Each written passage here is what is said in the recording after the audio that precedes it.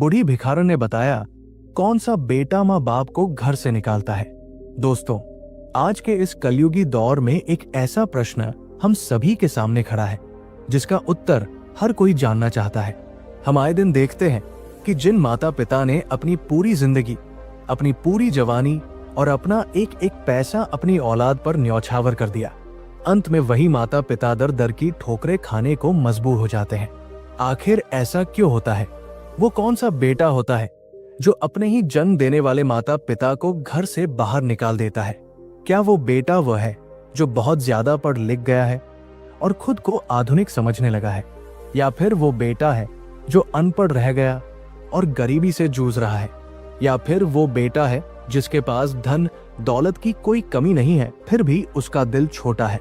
अक्सर हम समाज में देखते हैं कि एक माँ 4 बेटों का पेट तो पाल लेती है, लेकिन 4 बेटे मिलकर एक बूढ़ी माँ का पेट नहीं पाल सकते। ये कड़वा सच आज हमारे समाज का आईना बन चुका है। आज की ये कहानी आपकी आंखों से वो पर्दा हटा देगी जो आपको अब तक सच देखने से रोक रहा था। इस कहानी में एक बूढ़ी भिखारन ने जो राज खोला है, वो सुनकर आपके पैरों तले जमीन खिसक जाएगी। ये कहानी सिर्फ एक कहानी नहीं है, बल्कि जीवन का वह दस्तावेज है जिसे अगर आपने आज नहीं पढ़ा और नहीं सुना तो शायद आप भी भविष्य में बहुत बड़ी गलती कर बैठेंगे। लेकिन इस कथा को शुरू करने से पहले मेरी आपसे एक विनती है। हमारे शास्त्रों और पुराणों में लिखा है कि ज्ञान और कथा कभी भी अधूरी नहीं छोड़नी चाहिए। अधूरी कथा सुनना पाप का भागीदार बनने जैसा होता है और अधूरा ज्ञान हमेशा विनाश का कारण बनता है। इसलिए यदि आपने इस कथा को सुनना शुरू किया है तो इसे अंत तक पूरा सुनिएगा, ताकि आपके जीवन में भी उजाला हो सके और आप इस पाप के भागीदार न बने। अपने मन को एकाग्र कर लीजिए और संसार की सारी चिंताओं को कुछ समय के लिए भूल जाइए, क्योंकि ये कथा सीधा आपके हृदय में उतरने वाली है। बहुत समय पहले की बात है। भारतवर्ष के एक प्राचीन राज्य में राजा विजय सिंह का राज था। राजा विजय सिंह बहुत ही न्यायप्रिय और धर्म का पालन करने वाले राजा थे। उनकी प्रजा उनसे बहुत खुश थी, क्योंकि राजा अपनी प्रजा को अपनी संतान की तरह मानते थे। राजा का एक नियम था कि वो हर अमावस्या की रात को अपना भेष बदलकर राज्य का हाल जानने के लिए निकलते थे। वो देखना चाहते थे कि उनके राज्य में कोई दुखी तो नहीं है, किसी के साथ कोई अन्याय तो नहीं हो रहा है। राजा मानते थे कि दरबार में तो सब कुछ अच्छा ही बताया जाता है, लेकिन हकीकत जाननी है तो आम आदमी बनकर सड़कों पर उतरना पड़ता है। एक बार सर्दियों की रात थी। कड़ाके की ठंड पड़ रही थी। आसमान में काले बादल छाए हुए थे और ठंडी हवा हड्डियों को जमा देने वाली थी। ऐसी डरावनी और सुनसान रात में राजा विजय सिंह एक साधारण यात्री का भेष बनाकर अपने राज्य के एक छोटे से गांव की तरफ निकल पड़े। गांव की गलियां सुनसान थी। लोग अपने अपने घरों में रजाई ओढ़कर सो रहे थे। केवल कुत्तों के भौंकने की आवाज और हवा की सरसराहट सुनाई दे रही थी। राजा चलते चलते गांव के पुराने शिव मंदिर के पास पहुंचे। मंदिर के बाहर एक पुराना बरगद का पेड़ था, जिसके नीचे अंधेरा छाया हुआ था। राजा ने देखा कि उस घने अंधेरे में पेड़ के नीचे कोई बैठा हुआ है। राजा ने अपनी चाल धीमी की और ध्यान से देखा। वहां एक बूढ़ी औरत बैठी थी। उसके शरीर पर फटे पुराने कपड़े थे, जो इस कड़ाके की ठंड को रोकने के लिए काफी नहीं थे। वो ठंड से बुरी तरह कांप रही थी और अपने घुटनों में सिर छिपाकर बैठी थी। उसके पास एक टूटी हुई लाठी और एक पुराना सा कटोरा रखा था। राजा का दिल ये देखकर पसीज गया। जिस राज्य में राजा खुद को प्रजा का सेवक मानता हो, वहां एक बूढ़ी माँ ऐसी हालत में बैठी हो, ये राजा के लिए बहुत ही दुख की बात थी। राजा धीरे धीरे उस बूढ़ी औरत के पास गए। राजा ने अपने कंधे पर जो मोटा ऊनी शॉल ओढ़ रखा था उसे उतारा और बड़े ही आदर के साथ उस बूढ़ी औरत के कंधों पर डाल दिया। गर्माहट मिलते ही उस बूढ़ी औरत ने अपना सिर उठाया। उसकी आंखों में गहरा खालीपन था। चेहरे पर झुर्रियों का जाल बिछा हुआ था, जो उसकी लंबी उम्र और जीवन के संघर्षों की गवाही दे रहा था। उसकी आंखें धंसी हुई थी और गाल पिचक गए थे। ऐसा लग रहा था कि उसने कई दिनों से भरपेट खाना भी नहीं खाया है। राजा ने हाथ जोड़कर बड़े ही विनम्र स्वर में पूछा कि माँ तुम कौन हो और इस आधी रात को इस कड़ाके की ठंड में यहाँ बाहर क्यों बैठी हो? क्या तुम्हारा कोई घर नहीं है? क्या तुम्हारा कोई परिवार नहीं है? उस बूढ़ी औरत ने राजा को पहचाना नहीं, क्योंकि राजा साधारण कपड़ों में थे और अंधेरा भी था। उसने कांपती हुई आवाज में कहा कि बेटा, मेरा कोई घर नहीं है। ये मंदिर की सीढ़ियां और ये पेड़ की छाव ही अब मेरा घर है। राजा ने हैरानी से पूछा कि माँ, क्या तुम्हारे परिवार में कोई नहीं है जो तुम्हारी देखभाल कर सके? क्या तुम अकेली हो? बूढ़ी औरत की आंखों से आंसू नहीं निकले, क्योंकि शायद रोते रोते उसकी आंखों का पानी भी सूख चुका था। उसने एक गहरी सांस ली और कहा कि बेटा, मेरा सब कुछ था। मेरा भरा पूरा परिवार था, मेरा अपना घर था, मेरे खेत थे और मेरे तीन बेटे थे। लेकिन आज मैं अनाथ हूं, आज मेरा कोई नहीं है। राजा ये सुनकर सन्न रह गए। 3 बेटे होने के बावजूद एक मां भीख मांगने के लिए मजबूर है। ये बात राजा के गले नहीं उतर रही थी। राजा ने वही उस बूढ़ी मां के पास जमीन पर बैठते हुए कहा कि मां, मुझे अपनी पूरी कहानी बताओ। मैं जानना चाहता हूं कि आखिर ऐसा क्या हुआ कि 3 बेटों की मां को इस बुढ़ापे में सड़कों की धूल छाननी पड़ रही है। वो कौन सा बेटा है जिसने तुम्हें घर से निकाला? बूढ़ी औरत ने पहले तो मना किया। वो अपनी दुख भरी दास्तान सुनाकर किसी को दुखी नहीं करना चाहती थी। लेकिन जब राजा ने बहुत आग्रह किया और उसे विश्वास दिलाया कि वो उसकी मदद करना चाहता है, तब वो बूढ़ी मां अपनी कहानी सुनाने को तैयार हुई। उसने अपनी पुरानी यादों के पन्नों को पलटना शुरू किया। उसकी आवाज में एक अजीब सा दर्द था जो सीधा दिल पर चोट कर रहा था। उसने बताना शुरू किया कि बेटा, मेरा नाम सावित्री है। आज तुम मुझे इस फटे हाल में देख रहे हो, लेकिन हमेशा से ऐसा नहीं था। ये कहानी आज की नहीं है, बल्कि 40 साल पुरानी है। मेरा विवाह पास के ही एक गांव में एक बहुत ही मेहनती किसान से हुआ था, जिनका नाम रघुवीर था। रघुवीर बहुत ही ईमानदार और कर्मठ इंसान थे। हमारे पास बहुत ज्यादा जमीन जायदाद तो नहीं थी, लेकिन जितनी भी थी हम उसी में खुश थे। हमारे घर में 2 वक्त की रोटी का जुगाड़ हो जाता था और हम ईश्वर का धन्यवाद करते थे। विवाह के कुछ सालों बाद हमारे घर में खुशियों ने दस्तक दी। मुझे एक के बाद एक 3 बेटे हुए। जब मेरा पहला बेटा हुआ तो हमारे घर में जश्न मनाया गया। हमने सोचा कि ये हमारे बुढ़ापे का सहारा बनेगा। फिर दूसरा बेटा हुआ और फिर तीसरा। हमारा छोटा सा घर बच्चों की किलकारियों से गूंज उठा। मैं और मेरे पति रघुवीर अपनी औलाद को देखकर फूले नहीं समाते थे। हमें लगता था कि हम दुनिया के सबसे खुशनसीब माँ बाप हैं। मेरे पति दिन रात खेतों में मेहनत करते थे। वो सुबह सूरज निकलने से पहले उठ जाते और खेत चले जाते। वहां वो खून पसीना एक करके फसल उगाते ताकि हमारे बच्चों को कभी किसी चीज की कमी ना हो। मैं घर का सारा काम संभालती थी, गायों की सेवा करती, खाना बनाती और बच्चों की देखभाल करती। हम खुद रूखी सूखी रोटी खा लेते थे, लेकिन बच्चों के लिए हमेशा घी और दूध का इंतजाम रखते थे। मुझे आज भी याद है कि कई बार घर में आटा कम होता था। मैं रोटियां बनाती थी और जब खाने की बारी आती थी तो मैं झूठ बोल देती थी कि मुझे भूख नहीं है या मेरा पेट खराब है। मैं अपना हिस्सा अपने बच्चों को खिला देती थी। मेरे पति भी अपनी फटी हुई धोती को बार बार सिलकर पहनते थे, लेकिन बच्चों के कपड़ों में कभी कोई कमी नहीं आने देते थे। समय बीतता गया और बच्चे बड़े होने लगे। हमने तय किया था कि हम चाहे भूखे रह लें, लेकिन अपने बच्चों को अच्छी शिक्षा देंगे। हम चाहते थे कि हमारे बच्चे पढ़ लिख कर बड़े आदमी बने और उन्हें वो दुख न सहना पड़े जो हमने सहा है।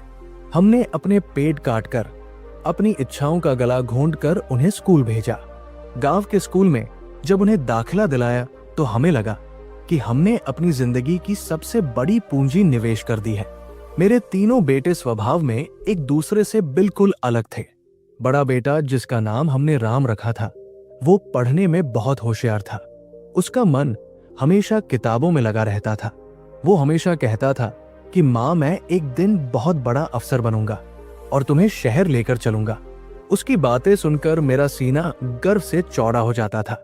मंझला बेटा, जिसका नाम श्याम था, वो बहुत चालाक और दुनियादारी समझने वाला था। उसका दिमाग व्यापार और पैसे में ज्यादा चलता था। वो हमेशा हिसाब किताब लगाता रहता था कि कहां से पैसा कमाया जा सकता है। और सबसे छोटा बेटा, जिसका नाम मोहन था, वो बहुत ही सीधा और भोला था। वो हमेशा मेरे पास रहता था, मेरे कामों में हाथ बटाता था।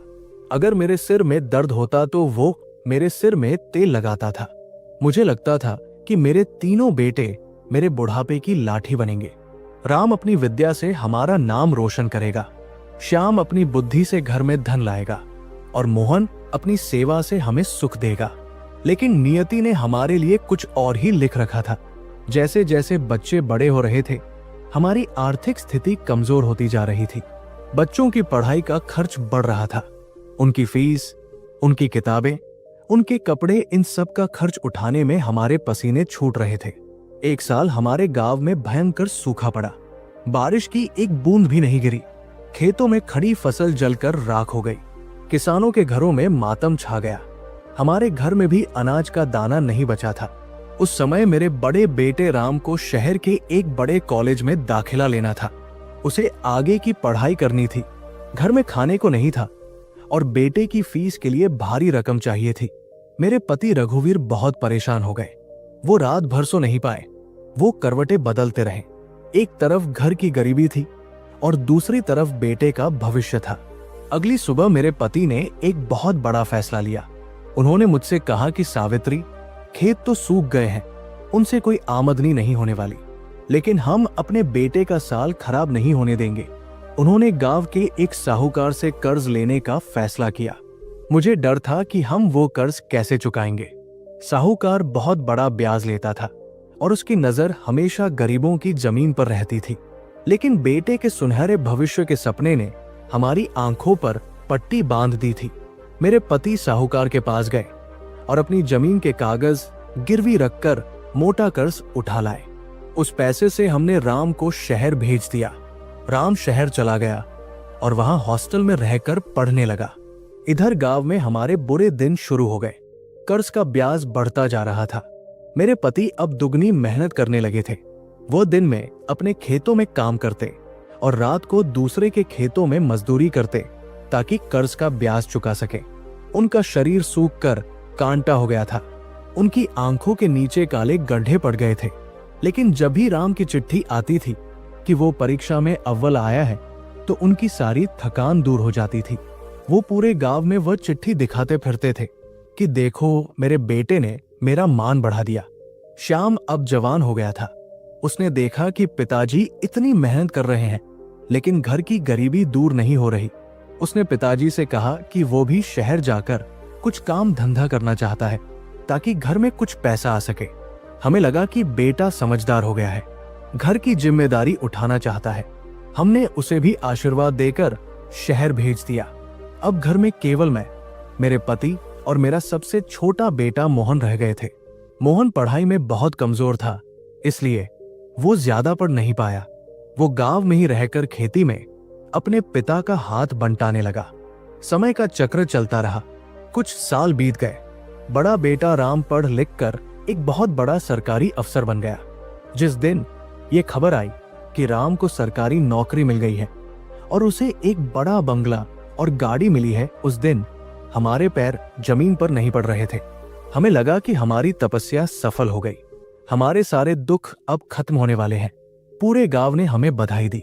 साहूकार भी आया और मीठी बातें करने लगा, क्योंकि उसे पता था कि अब उसका पैसा ब्याज सहित वापस मिल जाएगा। कुछ दिनों बाद राम गांव आया।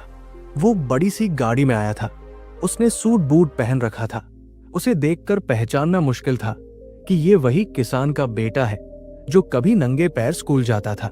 मैं दौड़कर उसे गले लगाने गई, लेकिन उसने मुझे धीरे से रोक दिया और कहा कि मां, मेरे कपड़े गंदे हो जाएंगे।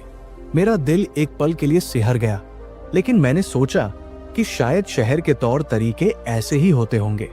राम ने कहा कि पिताजी, अब आपको और मजदूरी करने की जरूरत नहीं है, मैं अब सब संभालूंगा। उसने साहूकार का सारा कर्ज चुका दिया और हमारी जमीन के कागज वापस ले लिए।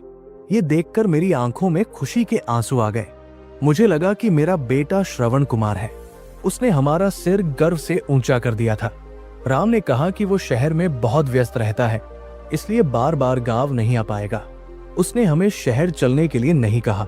उसने बस इतना कहा कि वो हर महीने हमें खर्चे के लिए पैसे भेज दिया करेगा।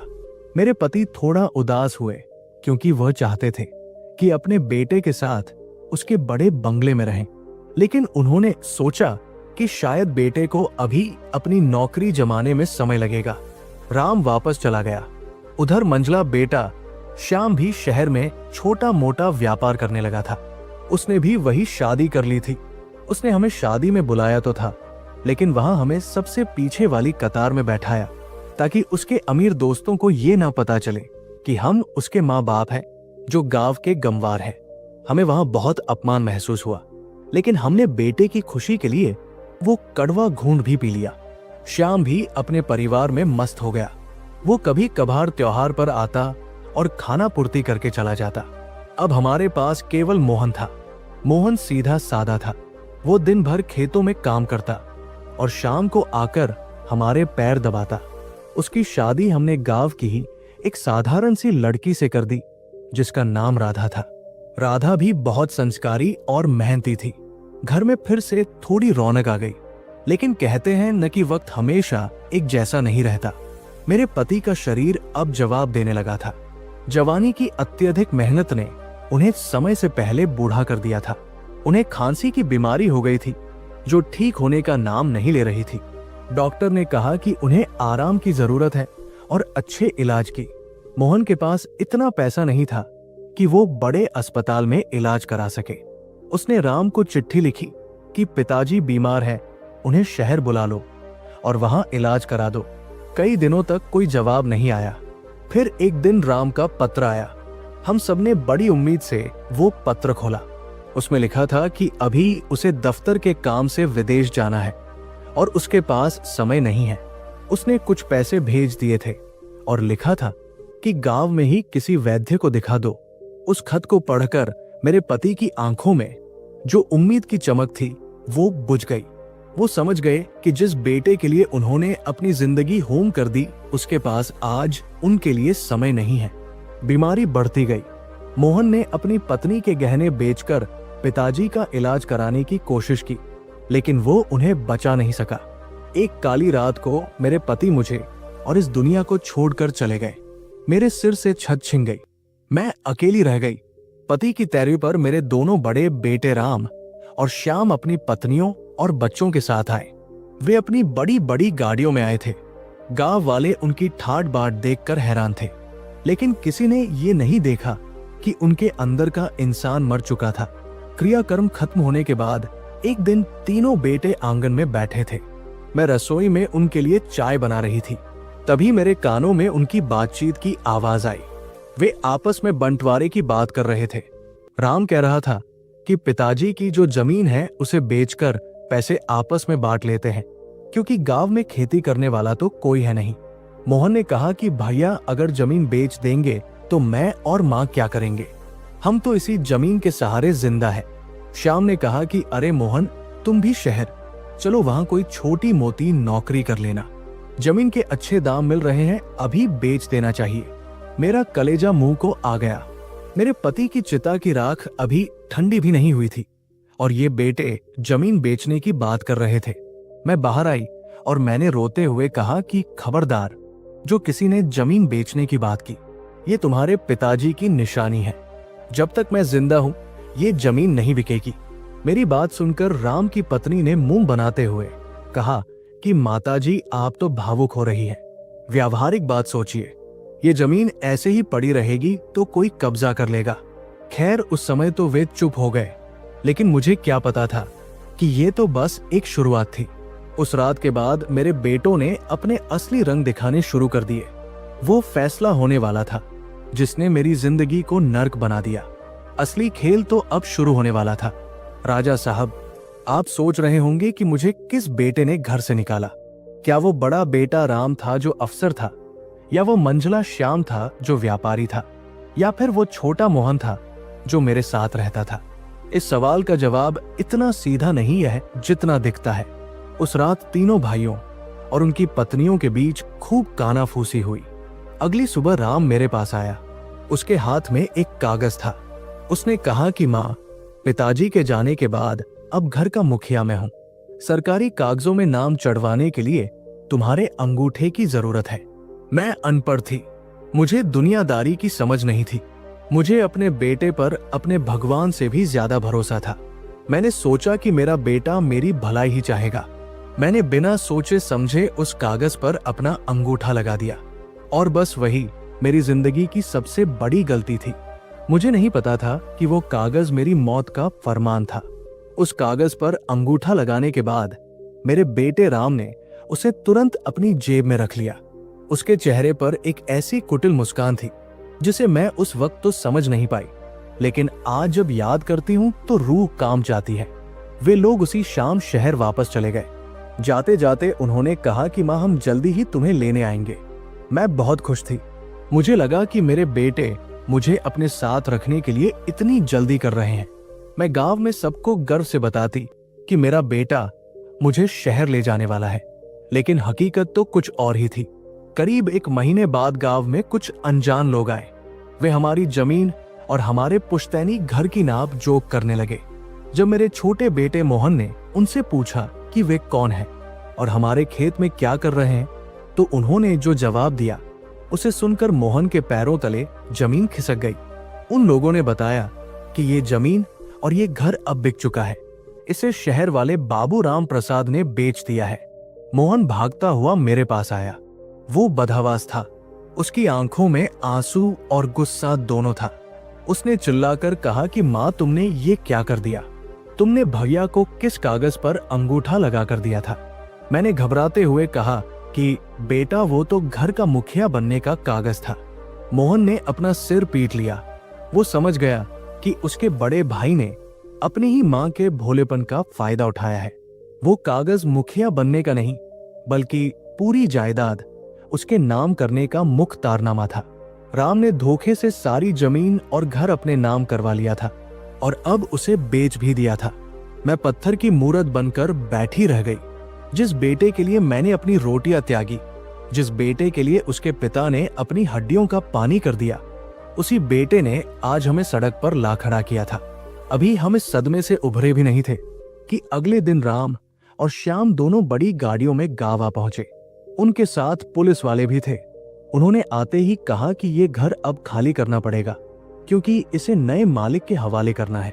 मोहन ने विरोध किया। उसने अपने भाई का गिरेबान पकड़ लिया।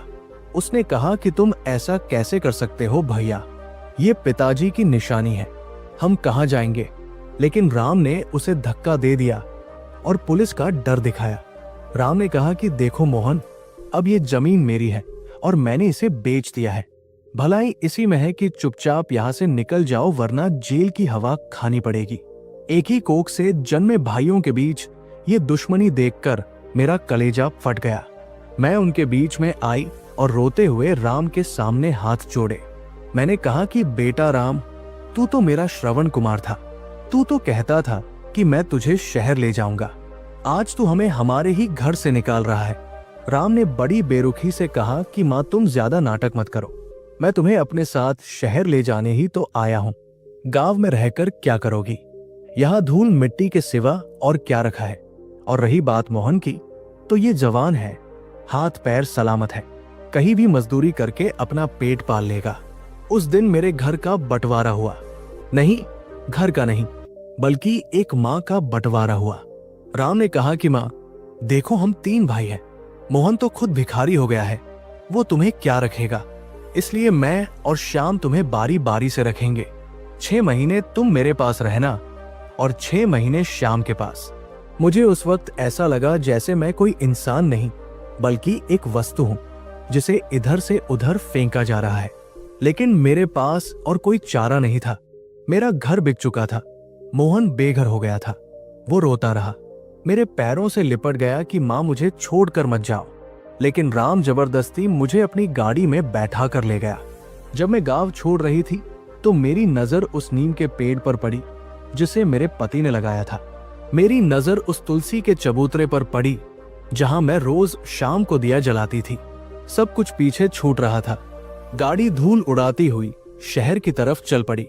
मैं पीछे मुड़कर देखती रही जब तक कि मेरा गांव मेरी आंखों से ओझल नहीं हो गया। मुझे क्या पता था कि मैं अपने घर से नहीं बल्कि अपनी खुशियों से विदा ले रही हूँ। शहर पहुंचकर राम की गाड़ी एक आलीशान कोठी के सामने रुकी।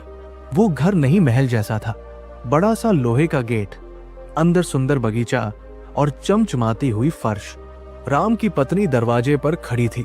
मुझे लगा वो मेरे पैर छुएगी, मेरा स्वागत करेगी, लेकिन उसने मुझे ऊपर से नीचे तक देखा और नाक सिकोड़ते हुए कहा कि अरे राम, माँ जी के कपड़े कितने गंदे हैं, इनसे कहो कि पहले नहा धोकर कपड़े बदल ले, वरना मेरे सोफे गंदे हो जाएंगे। ये मेरे स्वागत के शब्द थे। मेरा मन उदास हो गया, लेकिन मैंने सोचा कि शायद शहर में सफाई का ज्यादा ध्यान रखते हैं। मुझे घर के अंदर ले जाया गया, लेकिन मुझे किसी कमरे में नहीं बल्कि सीढ़ियों के नीचे बने एक छोटे से स्टोर रूम में रहने को कहा गया। राम ने कहा कि माँ, घर के बाकी कमरों में ऐसी लगा है जो तुम्हें सूट नहीं करेगा। तुम्हें तो खुली हवा की आदत है, इसलिए ये कमरा तुम्हारे लिए ठीक रहेगा। उस कमरे में पुरानी रद्दी, टूटी हुई कुर्सियां और घर का कबाड़ भरा हुआ था। बस एक कोने में एक पुरानी खाट बिछा दी गई थी। मेरे अपने बेटे के इतने बड़े महल में अपनी माँ के लिए एक ढंग का कमरा नहीं था। मेरे दिन वहां नर्क से भी बदतर हो गए। सुबह होते ही मुझे काम पर लगा दिया जाता। बहू कहती कि माँ जी, आप बैठी बैठी बोर हो जाएंगी, थोड़ा हाथ पैर हिलाएंगी तो शरीर ठीक रहेगा। इस बहाने वो मुझसे घर का सारा काम करवाती। झाड़ू, पोंछा, बर्तन, सब कुछ मुझसे करवाया जाता। और बदले में मुझे क्या मिलता? 2 वक्त की बासी रोटी और ढेर सारा अपमान। राम सुबह तैयार होकर दफ्तर चला जाता। उसे मेरी तरफ देखने की भी फुर्सत नहीं थी। शाम को जब वो लौटता तो मैं उम्मीद करती कि वो मेरे पास आएगा, मेरा हाल पूछेगा, लेकिन वो सीधा अपने कमरे में चला जाता। अगर मैं कभी उसके पास जाकर बात करने की कोशिश करती तो वो झिझक कर कहता कि माँ, मैं बहुत थका हुआ हूँ, बाद में बात करूंगा। वो बाद कभी नहीं आता था। मुझे सबसे ज्यादा दुख तब होता जब मेरे पोते पोती मेरे पास आने से डरते थे। बहू ने उन्हें सिखा रखा था कि दादी गंदी है, उनके पास मत जाना वरना तुम्हें भी बीमारी लग जाएगी। वे बच्चे दूर से ही मुझे देखकर भाग जाते। मैं उन्हें खिलाने के लिए तड़पती रहती, लेकिन उन्हें छूने का भी अधिकार मुझे नहीं था। मेरे ही खून को मुझसे अछूत बना दिया गया था। एक दिन की बात है, घर में राम के कुछ अमीर दोस्त और उनके परिवार वाले दावत पर आए हुए थे। घर में तरह तरह के पकवान बन रहे थे। खुशबू से पूरा घर महक रहा था। मुझे बहुत भूख लगी थी। मैंने सोचा कि आज तो कुछ अच्छा खाने को मिलेगा, लेकिन दावत शुरू होने से पहले बहू मेरे पास आई और उसने कड़े शब्दों में कहा कि माँ जी, आज हमारे खास मेहमान आए हैं, आप अपने कमरे से बाहर मत निकलना। आपकी खांसी की आवाज सुनकर मेहमानों को अच्छा नहीं लगेगा, और हाँ, अगर किसी ने पूछा तो कहना कि आप यहाँ काम करने वाली बाई हैं। खबरदार जो बताया कि आप राम की माँ हैं। ये शब्द मेरे सीने में खंजर की तरह गड़ गए। मेरा अपना बेटा मुझे अपनी माँ मानने से शर्मिंदा था। उसने अपनी माँ को नौकरानी का दर्जा दे दिया था। मैं उस अंधेरे कमरे में अपनी खाट पर बैठकर रात भर रोती रही। बाहर हंसी ठहाके गूंज रहे थे, लोग दावत का मजा ले रहे थे, और अंदर एक माँ अपनी कोख को कोस रही थी कि उसने ऐसे बेटे को जन्म क्यों दिया। रात को जब सब चले गए तो बहू मेरे लिए खाना लेकर आई। उसने मेहमानों की प्लेटों में बचा हुआ जूठन एक कटोरे में डाल दिया था और वो मेरे सामने पटक कर चली गई। मैंने उस खाने को हाथ भी नहीं लगाया। मैं भूखी सो गई। अगले दिन राम मेरे पास आया। मुझे लगा कि शायद उसे अपनी गलती का एहसास हुआ होगा, लेकिन वो तो किसी और ही मकसद से आया था। उसने कहा कि माँ, अब मेरे 6 महीने पूरे हो गए हैं। मैंने अपना फर्ज निभा दिया। अब आगे की जिम्मेदारी श्याम की है। मैंने श्याम से बात कर ली है, वो कल तुम्हें लेने आएगा। तुम अपना सामान बांध लो। सामान? मेरे पास सामान के नाम पर था ही क्या, 2 जोड़ी फटे कपड़े और आंखों में ढेर सारे आंसू। मैं समझ गई कि राम मुझसे छुटकारा पाना चाहता है। मैं उसके लिए एक बोझ बन गई थी। मैं चुपचाप उठी और अपनी छोटी सी पोटली तैयार कर ली। अगले दिन श्याम आया। वो भी अपनी बड़ी गाड़ी में आया था। उसने राम से ज्यादा बात नहीं की, बस मुझे गाड़ी में बैठने का इशारा किया। मैं श्याम के साथ उसके शहर चली गई। मुझे लगा कि शायद मंजला बेटा बड़े से बेहतर होगा, शायद वहां मुझे थोड़ा सम्मान मिलेगा। लेकिन मेरी किस्मत में तो ठोकरें ही लिखी थी। श्याम का स्वभाव राम से भी ज्यादा बुरा निकला। राम तो कम से कम डरता था कि समाज क्या कहेगा, लेकिन श्याम को तो किसी का डर नहीं था। वो और उसकी पत्नी दोनों ही पैसे के लालची थे। श्याम के घर पहुंचते ही मुझे पता चल गया कि वहां मेरा क्या स्थान है। श्याम ने मुझे घर के पीछे बने सर्वेंट क्वार्टर में रखा। वहां न बिजली थी और न ही पंखा। गर्मी में वहां का वातावरण भट्टी जैसा तपता था। श्याम की पत्नी बहुत तेज तर्रार थी। उसने पहले ही दिन मुझसे कह दिया कि देखो माँ जी, यहाँ मुफ्त की रोटियां तोड़ने की जगह नहीं है। अगर खाना है तो कमाना पड़ेगा।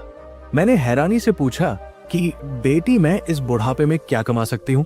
उसने कहा कि हमारे घर का और आसपास के लोगों का अचार और पापड़ बनाने का काम है। तुम्हें दिन भर पापड़ बेलने होंगे और अचार के लिए मसाले कूटने होंगे। जितना काम करोगी उतना ही खाना मिलेगा। मेरी आंखों के आगे अंधेरा छा गया। 70 साल की उम्र में मुझसे मजदूरी करवाई जा रही थी। मैं मजबूर थी। पेट की आग बुझाने के लिए मैंने वो काम भी करना शुरू कर दिया। मेरे हाथों में छाले पड़ गए, कमर झुक गई, लेकिन उनका दिल नहीं पसीजा। मैं सुबह से शाम तक चक्की में पिसती रहती और वे लोग आराम की जिंदगी जीते।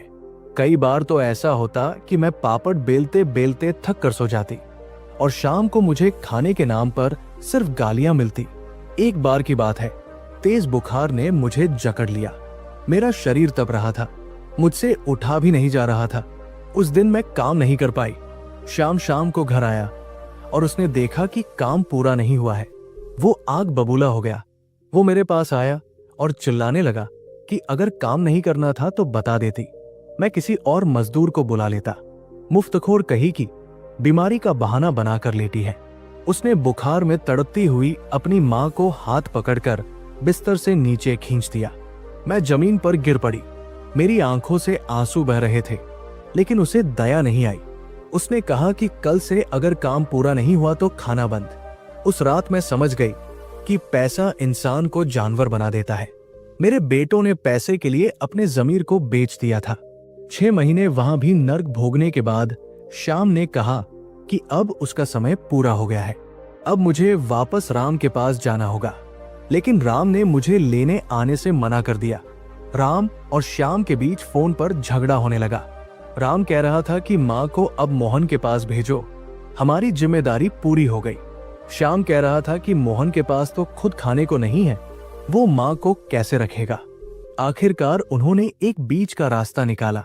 उन्होंने तय किया कि वे मुझे मोहन के पास गांव छोड़ देंगे और मोहन को हर महीने कुछ पैसे भेज दिया करेंगे ताकि वो मेरा खर्चा उठा सके। मुझे ये सुनकर थोड़ी तसल्ली हुई कि चलो कम से कम मैं अपने उस बेटे के पास तो जा सकूंगी जो मुझे प्यार करता है, भले ही वो गरीब है। मुझे लगा कि शायद मेरे दुख अब खत्म हो जाएंगे। श्याम मुझे गाड़ी में बैठाकर वापस गांव ले आया। जब मैं गांव पहुंची तो देखा कि हमारा वो पुराना पुश्तैनी घर अब किसी और का हो चुका था। वहां बड़ी बड़ी दीवारें खड़ी हो गई थी। मोहन गांव के बाहर एक छोटी सी झोपड़ी बनाकर रहता था। वो दूसरों के खेतों में मजदूरी करता था। जब उसने मुझे देखा तो वो दौड़कर आया और मेरे पैरों में गिर पड़ा। वो फूट फूट कर रोने लगा। उसने कहा कि माँ, मुझे माफ कर दो, मैं तुम्हें उस नर्क में जाने से नहीं रोक पाया।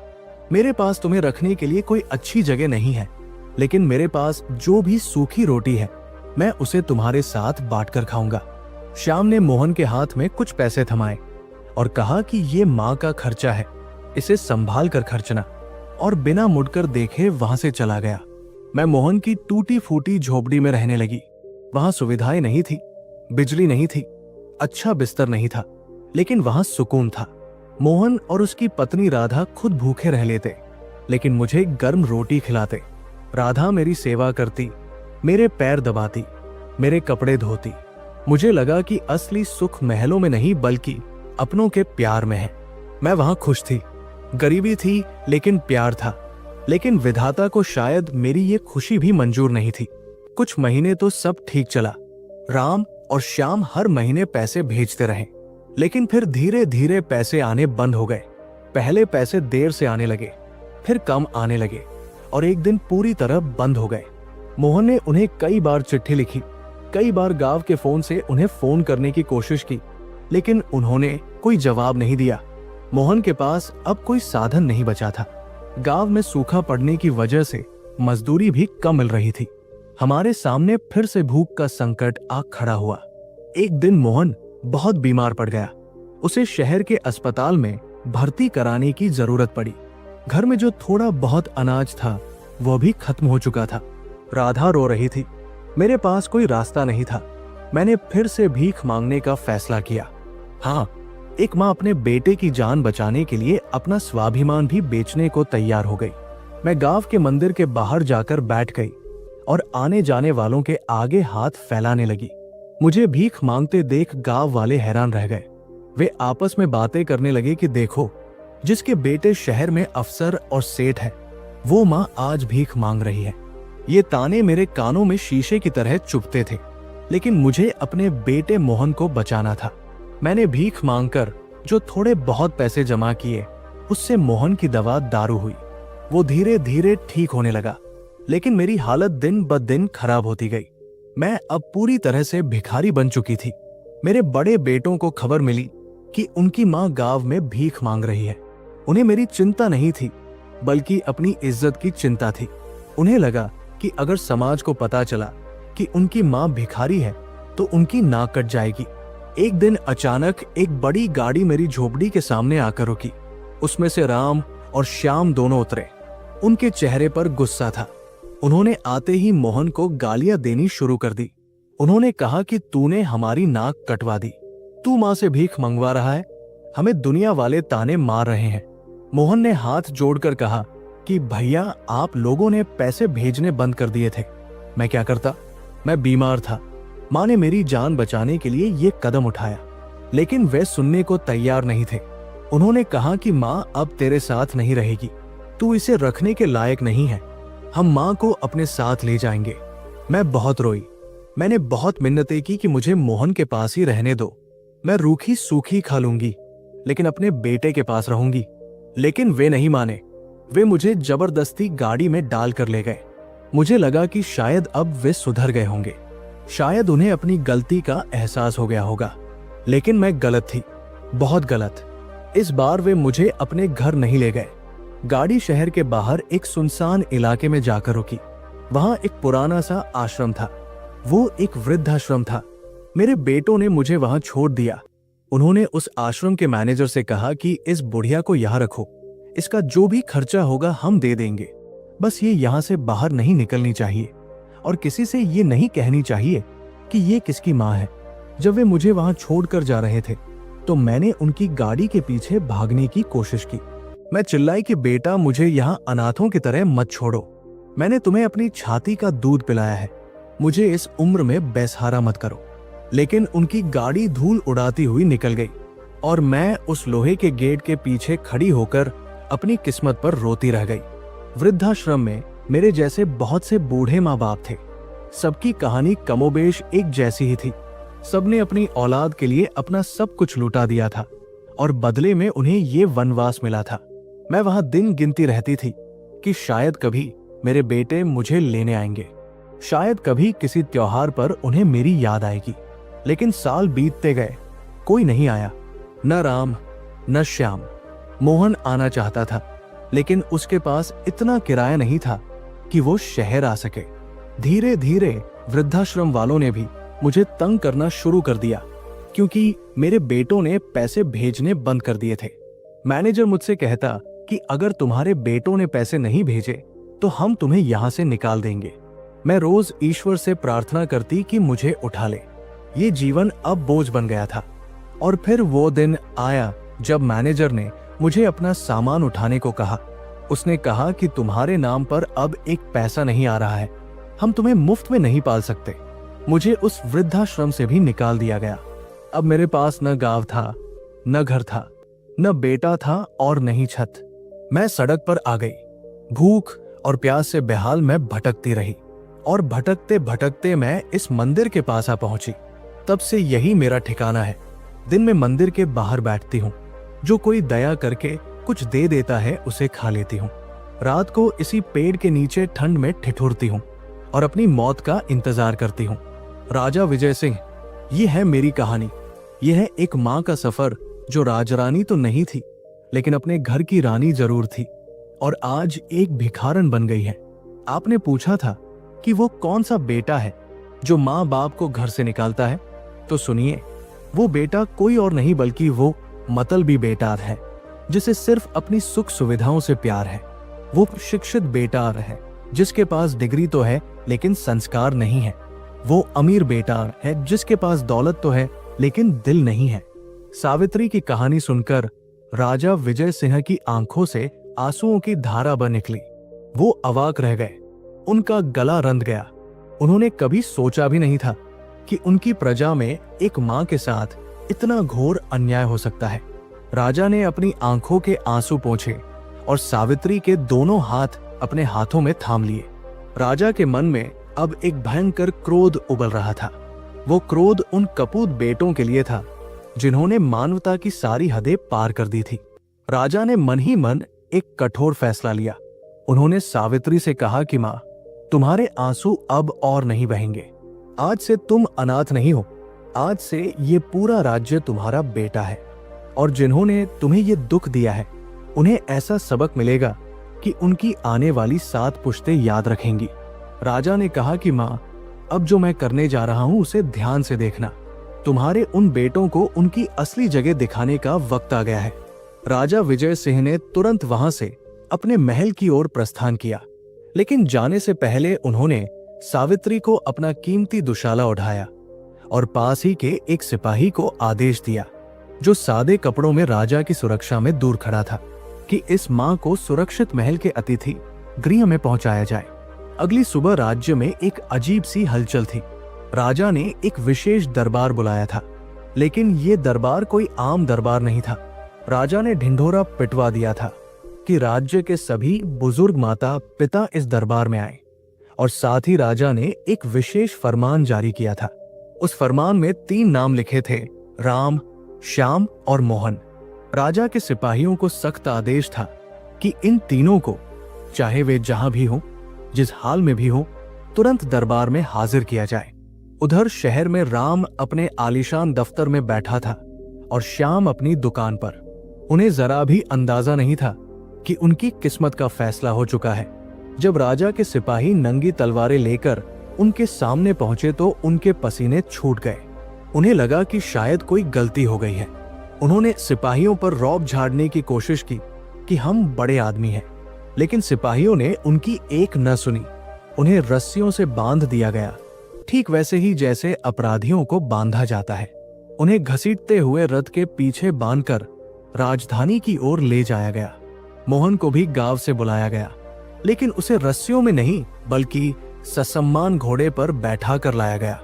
जब तीनों भाई दरबार में पहुंचे तो वहां का नजारा देखकर उनकी रूह कांप गई। पूरा दरबार खचाखच भरा था और सबसे ऊपर राजा के सिंहासन के ठीक बगल में एक और ऊंचा सिंहासन लगा था। उस सिंहासन पर राजसी वस्त्रों में कोई और नहीं बल्कि उनकी वही बूढ़ी मां सावित्री बैठी थी, जिसे उन्होंने सड़क पर भीख मांगने के लिए छोड़ दिया था।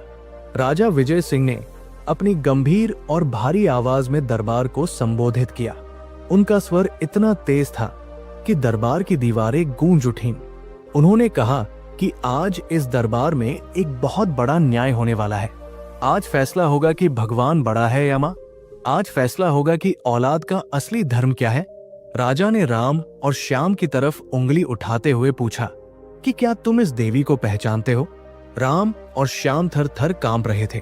उन्होंने कभी सपने में भी नहीं सोचा था कि जिस मां को उन्होंने कचरे की तरह फेंक दिया था वो आज राजा के बराबर बैठी होगी।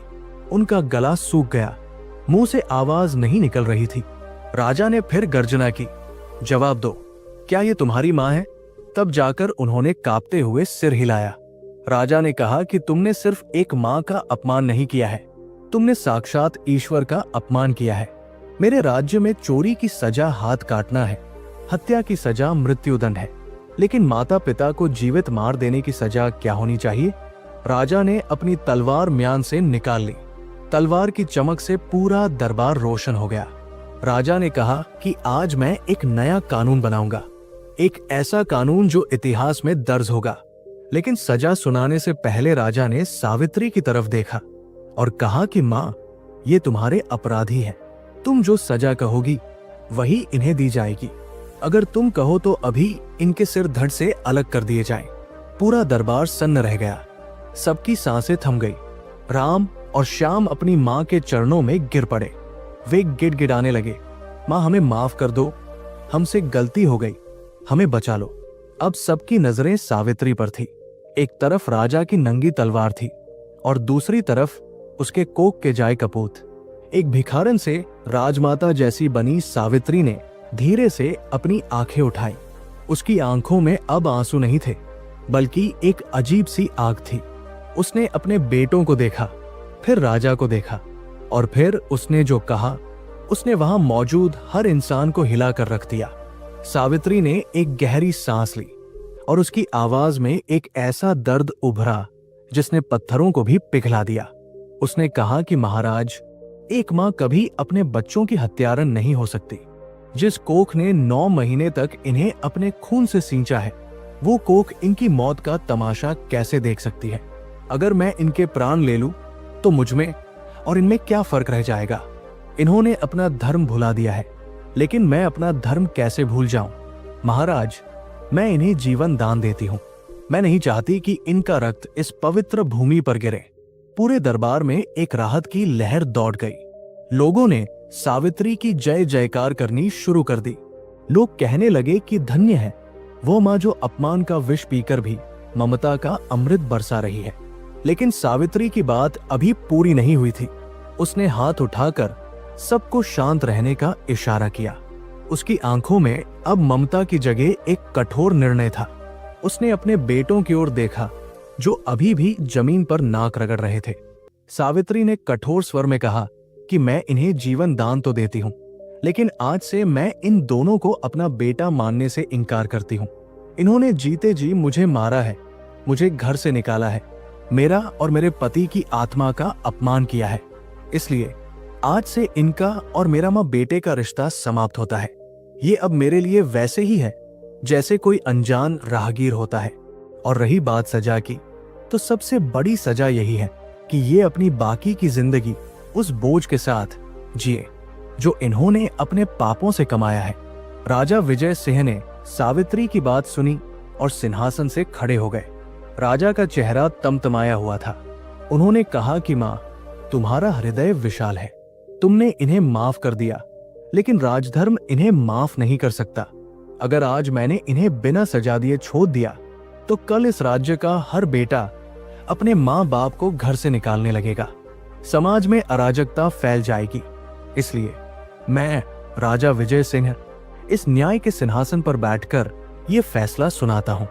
राजा ने अपने महामंत्री को आदेश दिया कि अभी और इसी वक्त राम और श्याम की सारी संपत्ति, उनके बड़े बड़े बंगले, उनकी गाड़ियां, उनका बैंक में जमा सारा पैसा और उनकी दुकानें, सब कुछ सरकारी खजाने में जब्त कर लिया जाए। राम और श्याम ये सुनकर सन्न रह गए।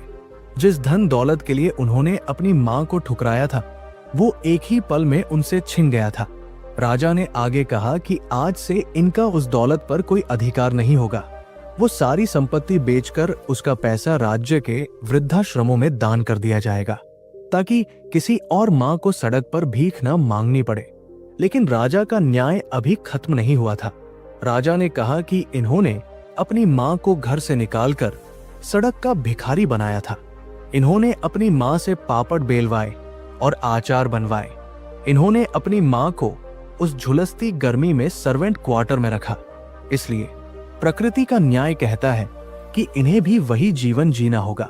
राजा ने आदेश दिया कि राम और श्याम और इनके परिवार को उसी गांव में भेजा जाएगा जहां इनका पुश्तैनी घर है, लेकिन वे उस घर के मालिक बनकर नहीं, बल्कि सेवक बनकर रहेंगे। राजा ने मोहन की ओर देखा और कहा कि मोहन, तुम एक सच्चे श्रवण कुमार हो। तुमने गरीबी में भी अपनी मां का साथ नहीं छोड़ा। तुमने खुद भूखे रहकर अपनी मां को खिलाया। इसलिए आज मैं तुम्हें वो पुश्तैनी घर और उसके आसपास की 100 बीघा जमीन इनाम में देता हूं। आज से उस घर और उस जमीन के मालिक तुम होगे, और ये दोनों भाई राम और श्याम तुम्हारे खेतों में मजदूरी करेंगे। इन्हें वही काम करना होगा जो एक मजदूर करता है। हल चलाना होगा, फसल काटनी होगी और पसीना बहाना होगा, और बदले में तुम इन्हें उतना ही भोजन दोगे जितना जीने के लिए जरूरी है, ठीक वैसे ही जैसे इन्होंने अपनी मां को दिया था। राम और श्याम के पैरों तले से जमीन खिसक गई। वे राजा के सामने गिड़गिड़ाने लगे कि महाराज, हम पर रहम कीजिए। हम पढ़े लिखे लोग हैं, हम खेती कैसे करेंगे? हमारे नाजुक हाथ हल कैसे चलाएंगे? हमारी पत्नियां और बच्चे गांव की गर्मी कैसे बर्दाश्त करेंगे? लेकिन राजा ने उनकी एक न सुनी। राजा ने कहा कि जब 70 साल की बूढ़ी मां पापड़ बेल सकती है, तो तुम जवान होकर हल क्यों नहीं चला सकते? सिपाहियों, इनके महंगे कपड़े अभी उतार दिए जाएं और इन्हें साधारण धोती कुर्ता पहनाकर गांव भेज दिया जाए। देखते ही देखते भरे दरबार में राम और श्याम का सारा अहंकार चकनाचूर हो गया। उनके कीमती सूट उतरवा दिए गए और उन्हें मोटे कपड़े की धोती पहना दी गई। उनकी पत्नियों के गहने उतरवा लिए गए। जो बच्चे कल तक अपनी दादी को गंदा कहकर भागते थे, आज वे भी रो रहे थे क्योंकि उनके हाथ से महंगे खिलौने छिन गए थे। ये दृश्य देखकर वहां मौजूद हर व्यक्ति की आंखों में आंसू थे, लेकिन वे आंसू दुख के नहीं बल्कि न्याय के थे। सबको लग रहा था कि आज भगवान ने खुद धरती पर आकर न्याय किया है। उसी दोपहर राजा के सिपाहियों की निगरानी में राम और श्याम को पैदल ही गांव के लिए रवाना किया गया। उन्हें गाड़ी में बैठने की इजाजत नहीं थी। उन्हें उसी धूल भरी सड़क पर नंगे पैर चलना था जिस पर उनकी मां चली थी। सूरज आग उगल रहा था। सड़क की तपती धूल उनके पैरों को जला रही थी। कुछ ही दूर चलने पर उनके पैरों में छाले पड़ गए। जो राम हमेशा ऐसी गाड़ी में चलता था, आज वो पसीने से लथपथ होकर लड़खड़ा रहा था। श्याम, जो हमेशा गद्देदार कुर्सी पर बैठता था, आज धूल चाट रहा था। रास्ते भर वे एक दूसरे को कोसते रहे। राम ने श्याम से कहा कि ये सब तेरी वजह से हुआ है। अगर तूने मां को घर से न निकाला होता तो आज ये नौबत न आती। श्याम ने पलटकर जवाब दिया कि भैया, शुरुआत तुमने की थी। तुमने ही धोखे से जमीन हड़पी थी। अगर तुम लालच न करते तो आज हम अपने बंगले में मजे कर रहे होते। वे आपस में लड़ रहे थे, लेकिन अब पछतावे का कोई फायदा नहीं था। समय का पहिया घूम चुका था। शाम होते होते वे गांव पहुंचे। गांव में यह खबर पहले ही आग की तरह फैल चुकी थी कि राजा ने राम और श्याम को भिखारी बना दिया है और मोहन को जमींदार। पूरा गांव तमाशा देखने के लिए जमा हो गया था। वही गांव वाले जो कभी राम और श्याम की बड़ी गाड़ियों को देखकर झुककर सलाम करते थे, आज उन्हें फटे हाल देखकर हंस रहे थे। कोई कह रहा था कि देखा, भगवान की लाठी में आवाज नहीं होती। कोई कह रहा था कि जैसी करनी वैसी भरनी। गांव वालों के ताने उनके कानों में पिघले हुए शीशे की तरह उतर रहे थे। मोहन अपने पुराने घर के दरवाजे पर खड़ा था, लेकिन आज वो घर टूटा फूटा नहीं था। राजा के आदमियों ने उसे एक दिन में ही साफ सुथरा और रहने लायक बना दिया था। मोहन की आंखों में अपने भाइयों की ये हालत देखकर आंसू थे।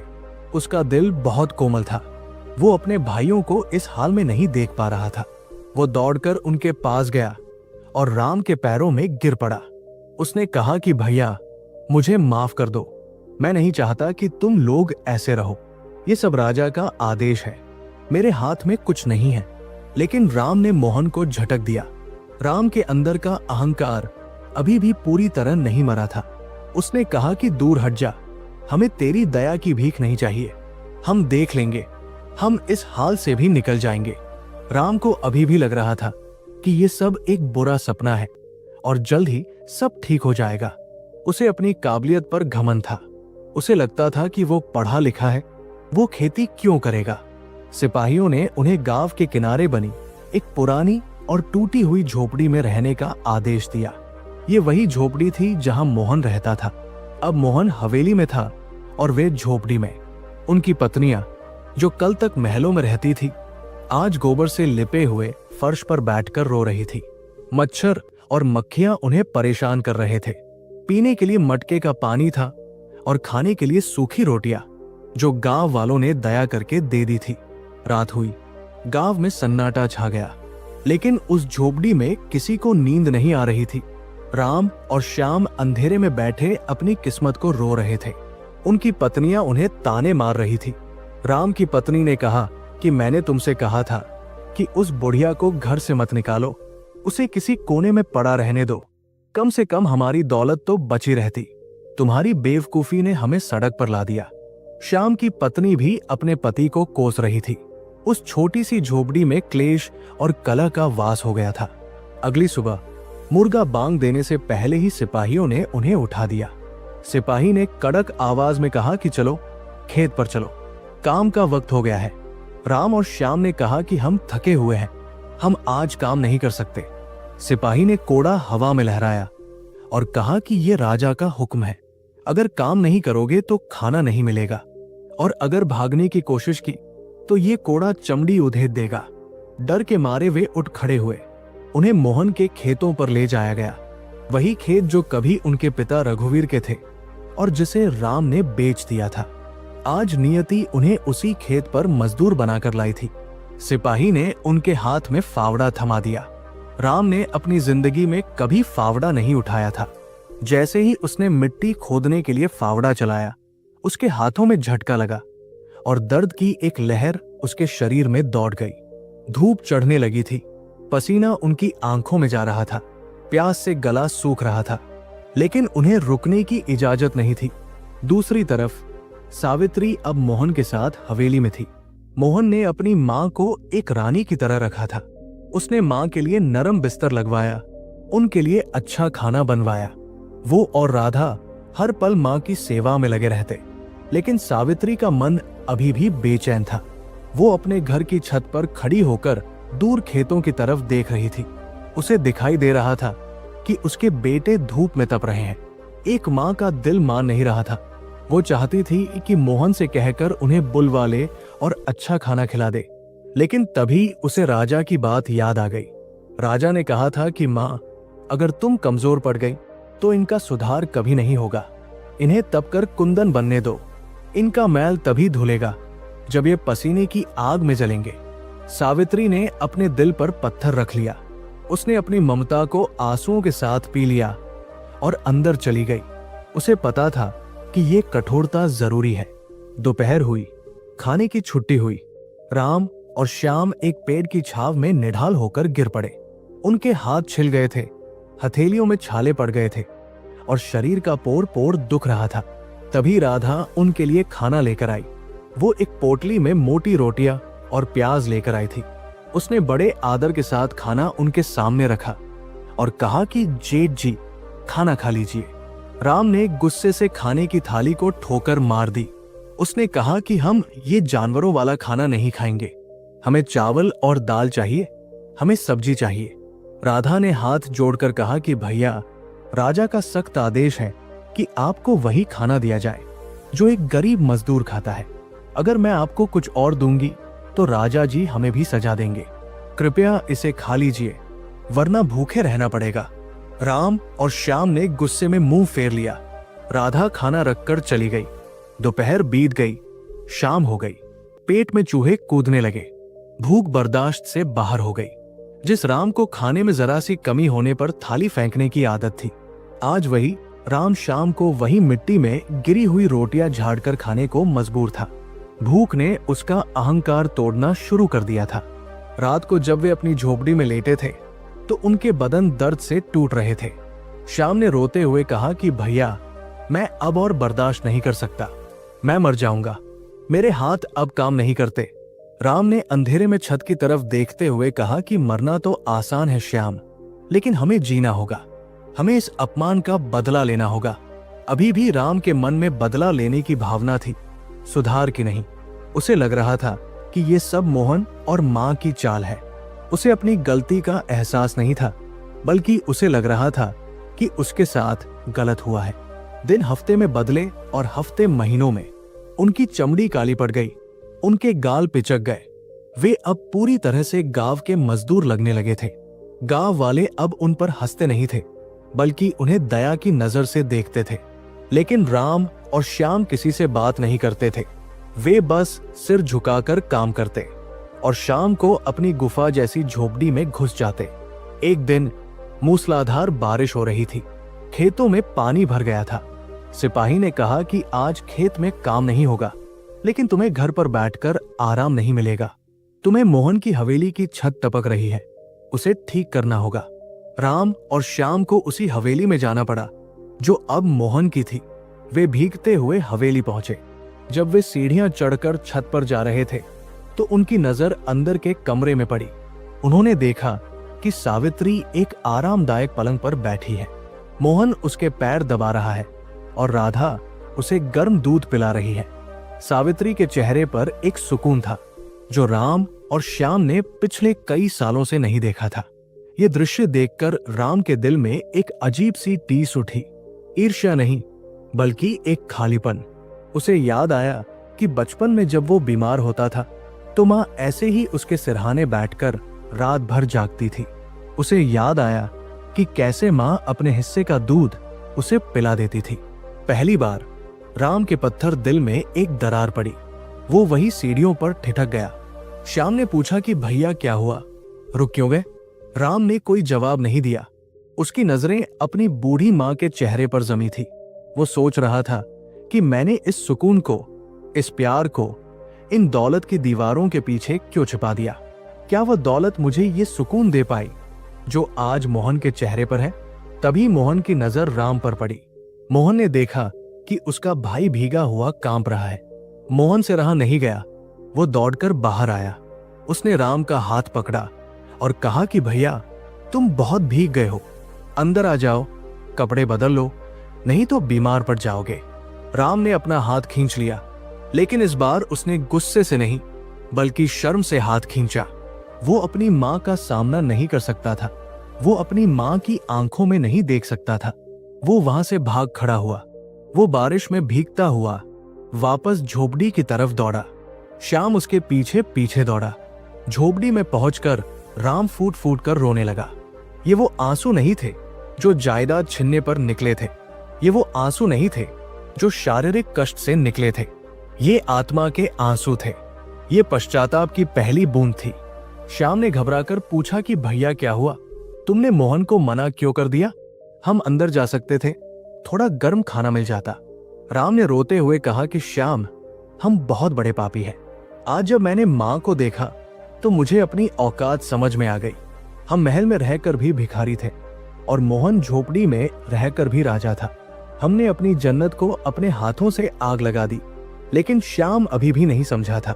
उसने कहा कि भैया, तुम भावुक हो रहे हो। याद रखो, उसी माँ ने हमें ये सजा दी है। उसी ने हमें इस कीचड़ में धकेला है। राम ने श्याम को थप्पड़ मार दिया। उसने चिल्लाकर कहा कि चुप रह श्याम, माँ ने हमें सजा नहीं दी, माँ ने हमें आईना दिखाया है। अगर माँ चाहती तो हमें मरवा सकती थी, लेकिन उसने हमें जिंदा रखा ताकि हम इंसान बन सके। उस रात राम सो नहीं पाया। पूरी रात बारिश होती रही और राम की आंखों से आंसू बहते रहे। उसे अपने किए हुए हर पाप याद आ रहे थे। कैसे उसने माँ से अंगूठा लगवाया, कैसे उसने माँ को घर से निकाला, कैसे उसने माँ को नौकरानी बनाया। हर याद उसे अंदर ही अंदर काट रही थी। उसे लग रहा था कि वो दुनिया का सबसे बदनसीब इंसान है।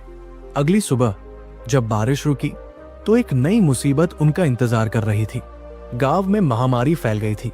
गंदा पानी पीने से लोग बीमार पड़ रहे थे और बदकिस्मती से राम का छोटा बेटा, जो अब उस झोपड़ी में रह रहा था, बुरी तरह बीमार पड़ गया। उसे तेज बुखार था और उल्टियां हो रही थी। राम की पत्नी रो रही थी। उसने राम से कहा कि कुछ करो, मेरा बच्चा मर जाएगा। राम के पास न पैसा था, न गाड़ी थी और न ही कोई पहचान। वो पागलों की तरह गांव के वैद्य के पास दौड़ा।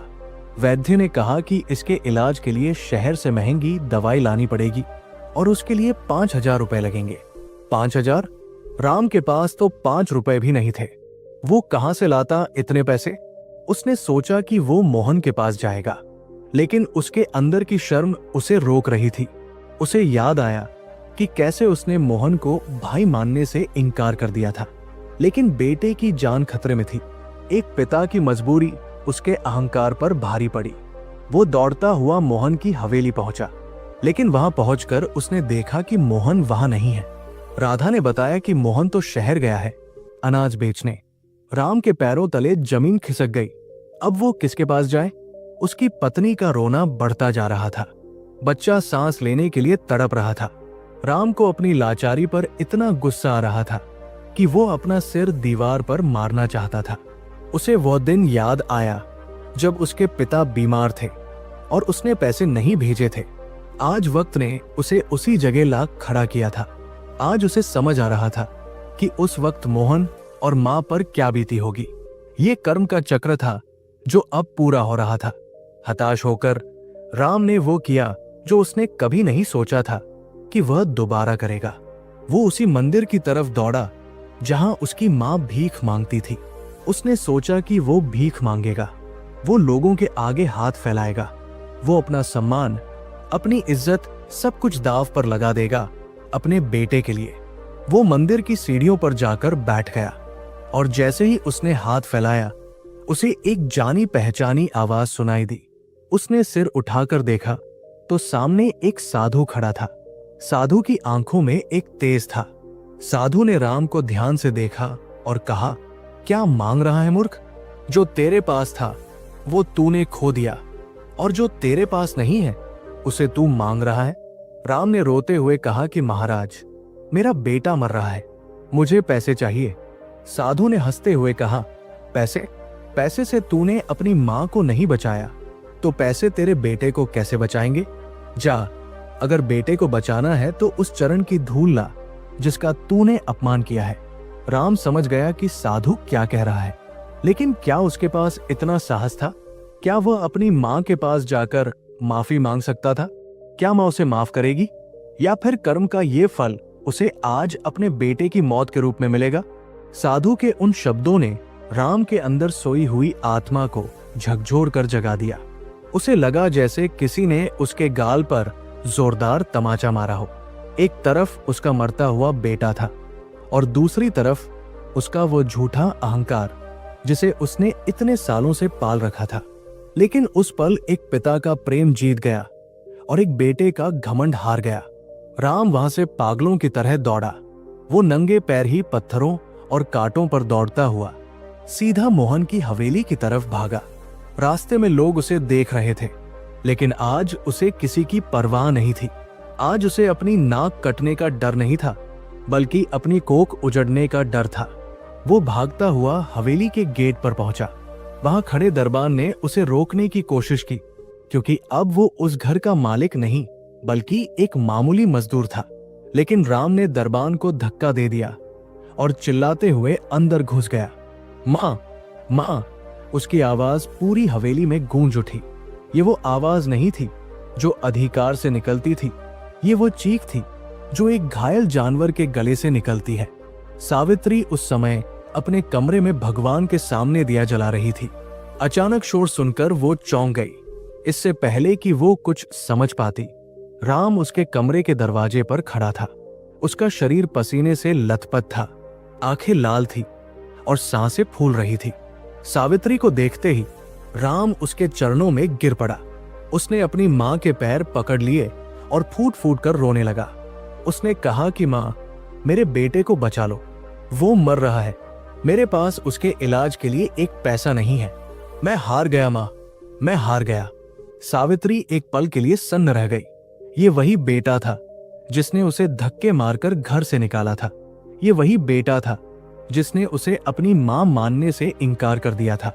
लेकिन इस वक्त सावित्री को उसमें वो जालिम बेटा नहीं, बल्कि अपना वो छोटा सा राम दिखाई दिया, जो बचपन में चोट लगने पर उसके पास रोता हुआ आता था। मां का दिल तो मोम जैसा होता है, वो अपनी संतान का दुख कैसे देख सकती थी। सावित्री ने तुरंत राम को अपने कंधों से पकड़कर उठाया। उसने राम के आंसू पोंछे और कहा कि बेटा, तू रो मत। जब तक तेरी मां जिंदा है तेरे बच्चे को कुछ नहीं होगा। सावित्री ने अपनी साड़ी के पल्लू की गांठ खोली। उसमें एक सोने की छोटी सी अंगूठी बंधी थी। ये वही अंगूठी थी जो उसके पति ने उसे पहली सालगिरह पर दी थी। सावित्री ने उसे अपनी जान से ज्यादा संभाल कर रखा था। उसने वो अंगूठी राम के हाथ में रख दी और कहा कि जा बेटा, इसे बेच दे। इससे जो पैसा मिले उससे अपने बेटे का इलाज करा। और अगर कम पड़े तो मुझे बता देना, मैं मोहन से मांग लूंगी। राम उस अंगूठी को देखकर कांप गया। ये वही सोना था जिसके लालच में उसने अपनी मां को त्याग दिया था, और आज वही मां अपनी आखिरी निशानी भी उसके बेटे के लिए कुर्बान कर रही थी। राम को अपनी नीचता पर इतनी घृणा हुई कि वो धरती में समा जाना चाहता था, लेकिन अभी वक्त पछतावे का नहीं था। उसने मां के पैर छुए और वहां से दौड़ पड़ा। उसने वो अंगूठी बेची और शहर से दवा लेकर आया। वैद्य ने बच्चे को दवा दी। पूरी रात राम और उसकी पत्नी बच्चे के सिरहाने बैठे रहे। सुबह होते होते बच्चे का बुखार उतर गया। उसने आंखें खोली और अपनी मां को पुकारा। राम ने जब अपने बेटे को सही सलामत देखा तो वो घुटनों के बल बैठ गया और आसमान की तरफ देखकर हाथ जोड़ लिए। उसने ईश्वर को धन्यवाद दिया, लेकिन उसके मन में ईश्वर की छवि नहीं बल्कि अपनी मां का चेहरा था। उस दिन के बाद राम बदल गया, पूरी तरह बदल गया। वो अभी भी झोपड़ी में रहता था, अभी भी मजदूरी करता था, लेकिन अब उसके अंदर का वो जहरीला सांप मर चुका था। अगले दिन जब वो खेत पर काम करने गया तो उसने सिपाही के कोड़े का इंतजार नहीं किया। उसने खुद फावड़ा उठाया और पूरी ताकत से काम करने लगा। श्याम ने उसे देखा और हैरान रह गया। श्याम ने पास आकर कहा कि भैया, तुम पागल हो गए हो क्या? इतना काम क्यों कर रहे हो? कोई देख तो नहीं रहा, आराम कर लो। राम ने गड्ढा खोदते हुए कहा कि श्याम, मैं मजदूरी नहीं कर रहा हूं, मैं प्रायश्चित कर रहा हूं। मैंने जो पाप किए हैं उन्हें धोने के लिए अगर मुझे इस खेत में अपना खून भी पसीना बनाकर बहाना पड़े तो भी कम है। श्याम ने चिढ़कर कहा कि अरे छोड़ो ये बातें, मां ने एक अंगूठी दे दी तो तुम पिघल गए। याद रखो, ये वही औरत है जिसने हमें इस कीचड़ में फेंका है। अगर वो चाहती तो हमें माफ करके हवेली में भी रख सकती थी। वो हमें तड़पा रही है। राम ने अपना काम रोक दिया।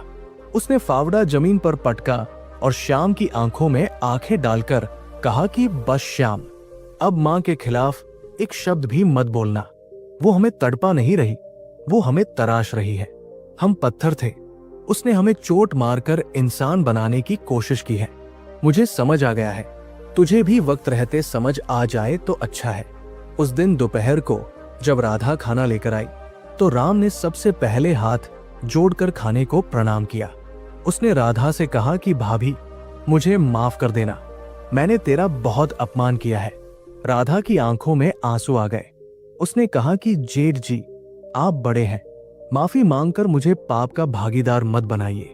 राम ने वो सूखी रोटी ऐसे खाई जैसे 56 भोग हो। उसे उस रोटी में अपनी मां का आशीर्वाद और राधा का स्नेह दिखाई दे रहा था। शाम को काम खत्म होने के बाद राम सीधा घर नहीं गया। वो छुपते छुपाते हवेली के पीछे वाले बगीचे में गया। वहां सावित्री हर शाम टहलने आती थी। राम एक झाड़ी के पीछे छिपकर बैठ गया। कुछ देर बाद सावित्री वहां आई। वो धीरे धीरे चल रही थी। उसके चेहरे पर अभी भी एक उदासी थी। राम उसे दूर से देखता रहा। उसका मन कर रहा था कि दौड़कर मां के गले लग जाए, लेकिन उसे राजा का डर था और उससे भी ज्यादा अपनी आत्मग्लानि का बोझ था। उसे लगा कि वो अभी इस लायक नहीं हुआ है कि मां के सामने जा सके। उसने देखा कि सावित्री के पैर में कुछ चुभ गया है। वो रुकी और झुककर देखने लगी। राम का दिल तड़प उठा। वो वहां से निकलना चाहता था, लेकिन तभी मोहन वहां आ गया। मोहन ने मां के पैर से कांटा निकाला। राम ने देखा कि मोहन मां की कितनी सेवा करता है। उसे याद आया कि बचपन में मां कहती थी कि मेरा मोहन मेरे बुढ़ापे की लाठी बनेगा, और राम और श्याम मां का मजाक उड़ाते थे कि ये अनपढ़ गंवार क्या करेगा।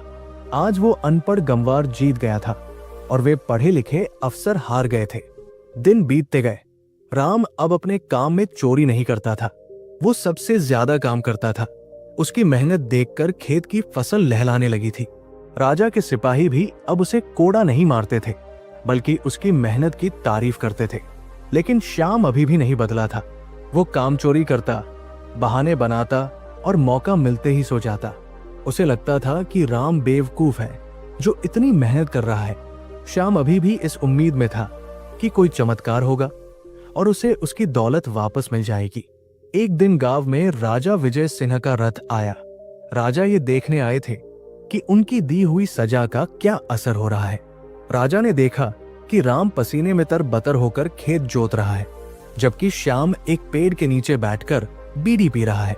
राजा ने अपना रथ रुकवाया। सिपाही ने श्याम को जाकर हड़काया। श्याम घबराकर खड़ा हो गया। राजा राम के पास गए। राम ने राजा को देखकर सिर झुका लिया और अपने काम में लगा रहा। राजा ने पूछा कि राम, कैसा लग रहा है? क्या अभी भी लगता है कि माँ बाप बोझ होते हैं? राम ने फावड़ा छोड़ दिया और राजा के पैरों में गिर गया। उसने रोते हुए कहा कि महाराज, आपने मेरी आंखें खोल दी। आपने मुझे इंसान बना दिया। मुझे अपनी दौलत नहीं चाहिए, मुझे अपना बंगला नहीं चाहिए, मुझे बस मेरी माँ की माफी चाहिए। अगर आप मुझे जीवन भर के लिए भी ये सजा देंगे तो मैं खुशी खुशी स्वीकार करूंगा। बस मुझे एक बार, सिर्फ एक बार मेरी माँ की सेवा करने का मौका दे दीजिए। राजा ने राम की आंखों में देखा। वहां अब लालच नहीं था, सिर्फ पछतावा था। राजा समझ गए कि राम की आत्मा शुद्ध हो रही है। लेकिन जब राजा ने श्याम की तरफ देखा तो उन्हें उसकी आंखों में अभी भी मक्कारी दिखाई दी। श्याम ने राजा के सामने हाथ जोड़कर कहा कि महाराज, मुझे माफ कर दीजिए, मुझसे गलती हो गई। लेकिन उसकी आवाज में वो दर्द नहीं था जो राम की आवाज में था। वो सिर्फ सजा से बचने के लिए माफी मांग रहा था, दिल से नहीं। राजा ने मुस्कुराते हुए कहा कि अभी परीक्षा पूरी नहीं हुई है।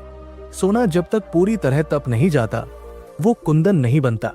राजा ने घोषणा की कि अगले महीने से मानसून शुरू होने वाला है। नदी में बाढ़ आने का खतरा है। गांव की सुरक्षा के लिए नदी के किनारे एक मजबूत बांध बनाना होगा। और ये बांध कोई मजदूर नहीं, बल्कि राम और श्याम अपने हाथों से बनाएंगे। उन्हें पत्थरों को धोकर नदी के किनारे रखना होगा। ये काम बहुत कठिन था और खतरनाक भी। ये सुनकर श्याम के पसीने छूट गए। उसने सोचा कि ये बुढ़िया और ये राजा मिलकर हमारी जान ले लेंगे। लेकिन राम ने हाथ जोड़कर कहा कि जो आज्ञा महाराज। ये मेरे लिए सौभाग्य की बात है कि मैं अपने गांव की रक्षा के लिए कुछ कर सकूंगा। अगले दिन से बांध बनाने का काम शुरू हुआ। राम बड़े बड़े पत्थर अपनी पीठ पर लादकर नदी किनारे ले जाता। उसके कंधे छिल गए थे, खून रिस रहा था, लेकिन वो उफ तक नहीं करता।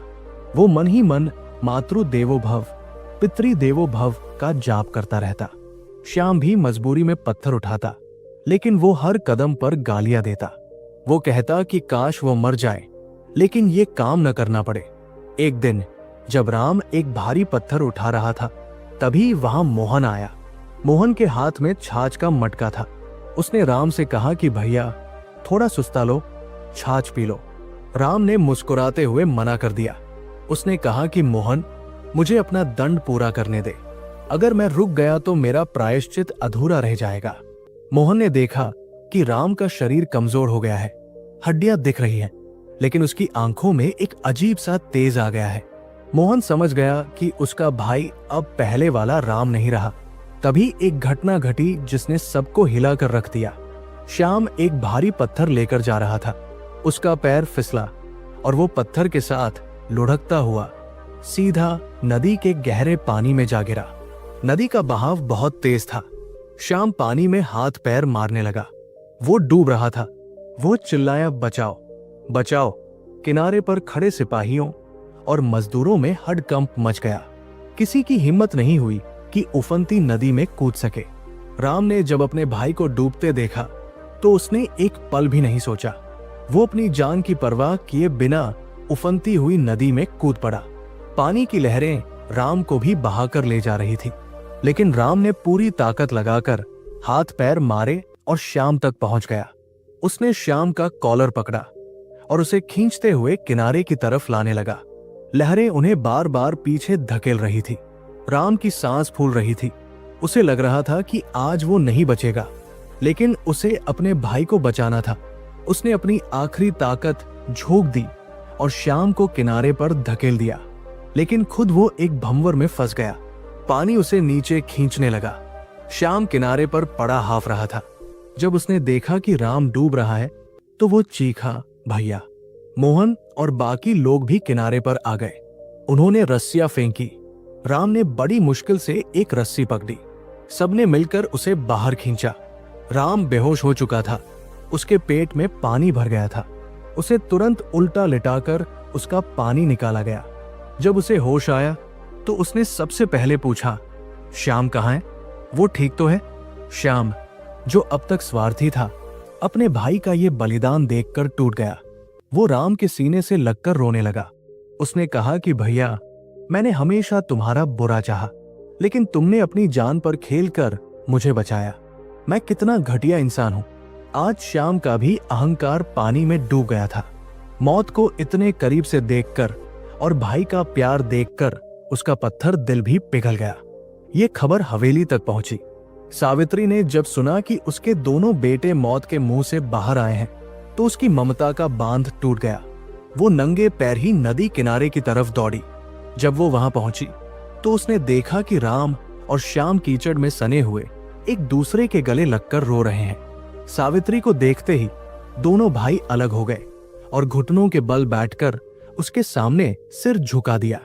राम ने कहा कि मां, हमें माफ कर दे। हमने तुझे बहुत रुलाया है। हम जानवर थे मां, हमें इंसान बना ले। श्याम भी रोते हुए मां के पैरों की धूल अपने माथे पर लगाने लगा। सावित्री ने आगे बढ़कर अपने दोनों बेटों को गले से लगा लिया। उस दिन नदी के किनारे कीचड़ और आंसुओं के बीच एक मां का प्यार फिर से जीत गया। तीनों, मां और उसके दो भूले भटके बेटे, एक दूसरे से लिपटकर रो रहे थे और आसमान से बारिश की बूंदें गिर रही थी, जैसे प्रकृति भी उनके मिलन पर अपने आंसू बहा रही हो। लेकिन कहानी अभी खत्म नहीं हुई थी। राजा विजय सिंह को जब ये पता चला तो वे भी वहां पहुंचे। राजा ने देखा कि परिवार मिल गया है, लेकिन राजा का न्याय अभी बाकी था। राजा ने कहा कि रुको, अभी खुश होने का वक्त नहीं आया है। मैंने कहा था कि परीक्षा पूरी होनी बाकी है। सब लोग सहम गए। सावित्री ने राजा की तरफ देखा। राजा ने कहा कि मां, तुमने इन्हें माफ कर दिया, ये तुम्हारा बड़प्पन है, लेकिन समाज को एक उदाहरण चाहिए। इनका हृदय परिवर्तन हुआ है या नहीं, ये तो समय बताएगा, लेकिन इनका असली इम्तिहान अब शुरू होगा। राजा ने एक ऐसी शर्त रख दी जिसे सुनकर राम और श्याम के साथ साथ सावित्री के भी होश उड़ गए। राजा ने कहा कि राम और श्याम को अब गांव में नहीं रहना होगा। इन्हें अपनी मां को अपनी पीठ पर लादकर पैदल नंगे पैर 4 धाम की यात्रा पर ले जाना होगा, और इस यात्रा के दौरान इन्हें भिक्षा मांगकर ही अपनी मां का पेट भरना होगा। जो बेटा मां को घर से निकालता है, उसे ये साबित करना होगा कि वो मां को अपने कंधों पर उठा सकता है। क्या तुम दोनों इसके लिए तैयार हो? राम और श्याम ने एक दूसरे की तरफ देखा। ये सजा नहीं थी, ये तपस्या थी। ये बहुत कठिन था, मीलों का सफर, वो भी पैदल और मां को पीठ पर उठाकर। लेकिन राम की आंखों में एक चमक आ गई। उसने राजा के सामने हाथ जोड़कर कहा कि महाराज, ये सजा नहीं, ये तो मेरा सौभाग्य है। श्रवण कुमार ने अपने माता पिता को कांवड़ में बैठाकर तीर्थ कराया था। मैं अपनी मां को अपनी पीठ पर ले जाऊंगा। इससे बड़ा प्रायश्चित और क्या हो सकता है? श्याम भी अब बदल चुका था। उसने भी राम का साथ देने की कसम खाई। उसने कहा कि भैया, हम दोनों मिलकर मां को तीर्थ कराएंगे।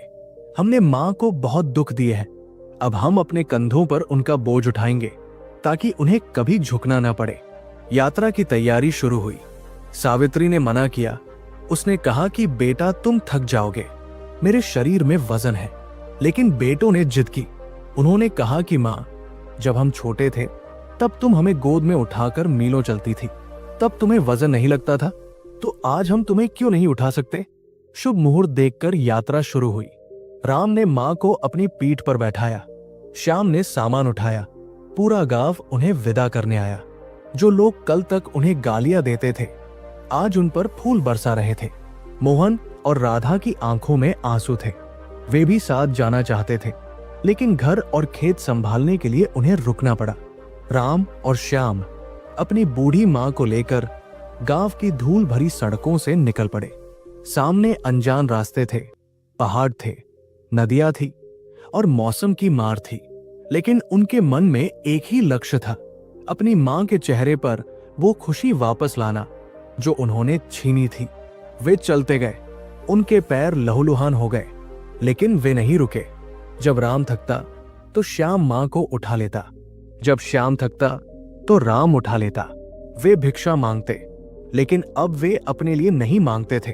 वे कहते थे कि अम्मा के लिए 2 रोटियां दे दो। लोग उनकी सेवा देखकर हैरान रह जाते। जगह जगह उनकी चर्चा होने लगी कि देखो, कलयुग में भी श्रवण कुमार पैदा हुए हैं। लेकिन कोई नहीं जानता था कि ये वही बेटे हैं जिन्होंने अपनी मां को घर से निकाला था। एक दिन वे एक घने जंगल से गुजर रहे थे। शाम होने वाली थी, चारों तरफ अंधेरा छा रहा था। तभी उन्हें झाड़ियों में कुछ सरसराहट सुनाई दी। उन्होंने ध्यान से देखा तो उनके रोंगटे खड़े हो गए। सामने रास्ते पर एक विशाल शेर खड़ा था। शेर की आंखें अंधेरे में चमक रही थी। वो उनकी तरफ घूर रहा था। सावित्री डर के मारे कांपने लगी। उसने कहा कि बेटा, मुझे उतार दो और तुम दोनों भाग जाओ। शेर बुढ़िया को खाकर पेट भर लेगा, तुम अपनी जान बचाओ। लेकिन राम और श्याम ने मां को कसकर पकड़ लिया। राम ने कहा कि मां, अब हम तुम्हें छोड़कर मरने के लिए भी तैयार हैं, लेकिन भागने के लिए नहीं। श्याम ने एक बड़ी लकड़ी उठा ली और राम ने मां को अपने पीछे छिपा लिया। दोनों भाई शेर के सामने दीवार बनकर खड़े हो गए। मौत उनके सामने खड़ी थी, लेकिन आज वे डर नहीं रहे थे। आज वे अपनी मां की ढाल बनकर खड़े थे। शेर ने एक भयानक दहाड़ मारी, जिससे पूरा जंगल थर्रा उठा। उसकी आवाज इतनी तेज थी कि पेड़ों पर बैठे पक्षी भी डरकर उठ गए। शेर ने अपने मजबूत पंजों को जमीन पर पटका और छलांग लगाने के लिए तैयार हुआ। सावित्री की सांसें अटक गई। उसने अपनी आंखें बंद कर ली और भगवान को याद करने लगी। उसे अपनी मौत का डर नहीं था, उसे डर था तो अपने बेटों की जान का। वो मन ही मन प्रार्थना कर रही थी कि हे ईश्वर, मेरे पापों की सजा मेरे बच्चों को मत दे, इन्हें बचा ले। लेकिन राम और श्याम अपनी जगह से 1 इंच भी नहीं हिले। उनकी आंखों में एक अजीब सी शांति थी। ये शांति उस भरोसे से आई थी जो उन्हें अपनी सेवा पर था। श्याम ने धीरे से कहा कि भैया, अगर आज हम मर भी गए तो मुझे कोई गम नहीं होगा, क्योंकि हम अपनी मां की रक्षा करते हुए मरेंगे। राम ने कहा कि बिल्कुल श्याम, कायरों की तरह भागकर जीने से अच्छा है कि हम वीरों की तरह अपनी मां के चरणों में प्राण त्याग दें। शेर ने उन दोनों की आंखों में देखा। जानवरों के पास भी एक छठी इंद्री होती है। वो खूंखार जानवर भी शायद समझ गया था कि उसके सामने खड़े ये 2 इंसान साधारण शिकार नहीं है। वे निडर थे। शेर ने एक कदम आगे बढ़ाया और फिर रुक गया। उसने हवा में कुछ सूंघा। शायद उसे उन बेटों के पसीने में वो तपस्या की महक आ गई थी जो उन्होंने अपनी मां के लिए की थी। या फिर ये कुदरत का कोई चमत्कार था कि वो भूखा शेर जो शिकार को देखते ही झपट पड़ता है, अचानक शांत हो गया। शेर ने एक बार फिर उनकी तरफ देखा, एक हल्की सी गुर्राहट की और फिर अपना रास्ता बदलकर घनी झाड़ियों में ओझल हो गया। राम और श्याम ने गहरी सांस ली। उनका शरीर पसीने से तरबतर था, लेकिन उनके चेहरे पर विजय की मुस्कान थी। सावित्री ने जब आंखें खोली और देखा कि शेर जा चुका है, तो उसे अपनी आंखों पर विश्वास नहीं हुआ। वो रोते हुए अपने बेटों से लिपट गई। उसने कहा कि तुम दोनों पागल हो गए हो क्या? अगर वो शेर तुम्हें खा जाता तो मैं क्या करती? राम ने मां के आंसू पोंछते हुए कहा कि मां, जिस औलाद के सिर पर मां का हाथ हो, उसे तो यमराज भी नहीं छू सकता। ये तो फिर भी एक शेर था। वे फिर से अपनी यात्रा पर आगे बढ़े। खतरा टल चुका था, लेकिन मंजिल अभी बहुत दूर थी। मौसम बदलने लगा था। गर्मी के बाद अब बरसात और फिर कड़ाके की ठंड ने दस्तक दी। जब वे पहाड़ी रास्तों पर चल रहे थे तो बर्फीली हवाएं उनके शरीर को चीर रही थी। उनके पास गर्म कपड़े नहीं थे। वे उसी धोती और पतले कुर्ते में थे। ठंड से उनके ओंठ नीले पड़ गए थे और हाथ पैर सुन्न हो रहे थे। लेकिन मां को ठंड न लगे, इसके लिए उन्होंने अपनी अपनी चद्दर मां को ओढ़ा दी थी। एक रात वे एक धर्मशाला के बाहर रुके। धर्मशाला पूरी तरह भरी हुई थी। अंदर जगह नहीं थी। बाहर बर्फ गिर रही थी। राम और श्याम ने एक पेड़ के नीचे सूखी लकड़ियां जमा की और आग जलाई। उन्होंने मां को आग के पास सबसे सुरक्षित जगह पर बैठाया। खुद वे दोनों दूर ठंडी जमीन पर लेट गए। सावित्री ने देखा कि उसके बेटे ठंड से ठिठुर रहे हैं। श्याम के दांत किटकिटा रहे थे। सावित्री ने अपनी चद्दर उतारकर उन्हें देनी चाहिए, लेकिन राम ने मना कर दिया। राम ने कहा कि मां, हमें ठंड नहीं लग रही, ये ठंड हमारे उन पापों को जला रही है जो हमने किए थे। हमें इसे महसूस करने दे। यात्रा के दौरान कई बार ऐसे मौके आए जब उन्हें खाने को कुछ नहीं मिला। वे कई कई दिनों तक भूखे रहे। एक बार वे एक छोटे से गांव से गुजर रहे थे। राम ने एक घर का दरवाजा खटखटाया और कहा कि माई, मेरी बूढ़ी माँ बहुत भूखी है, क्या 2 रोटी मिल जाएगी? उस घर से एक औरत निकली और उसने राम को भिखारी समझकर धुतकार दिया। उसने कहा कि हट्टे कट्टे जवान हो, काम क्यों नहीं करते? भीख मांगते शर्म नहीं आती? राम ने कोई जवाब नहीं दिया। उसे वह दिन याद आ गया जब उसने अपनी माँ को कामचोर कहा था। आज जब उसे खुद वह ताना सुनने को मिला तो उसे समझ आया कि शब्द कितने गहरे घाव देते हैं। श्याम ने राम के कंधे पर हाथ रखा और कहा कि भैया चलो आगे बढ़ते हैं। राम ने मुस्कुराते हुए कहा कि नहीं श्याम, ये औरत गलत नहीं कह रही है, हम इसी लायक हैं, लेकिन हार नहीं माननी है। वे दूसरे घर गए, तीसरे घर गए। आखिर में एक गरीब किसान ने उन्हें अपने हिस्से की रोटी और प्याज दिया। राम ने वो रोटी माँ को खिलाई। सावित्री ने एक टुकड़ा तोड़ा और राम के मुंह में डाल दिया। राम की आंखों से आंसू गिर पड़े। वो सूखी रोटी उसे दुनिया के सबसे स्वादिष्ट पकवान से भी ज्यादा मीठी लगी। चलते चलते राम के पैरों के तलवे पूरी तरह घिस चुके थे। उनमें गहरे घाव हो गए थे जिनसे खून रिसता रहता था।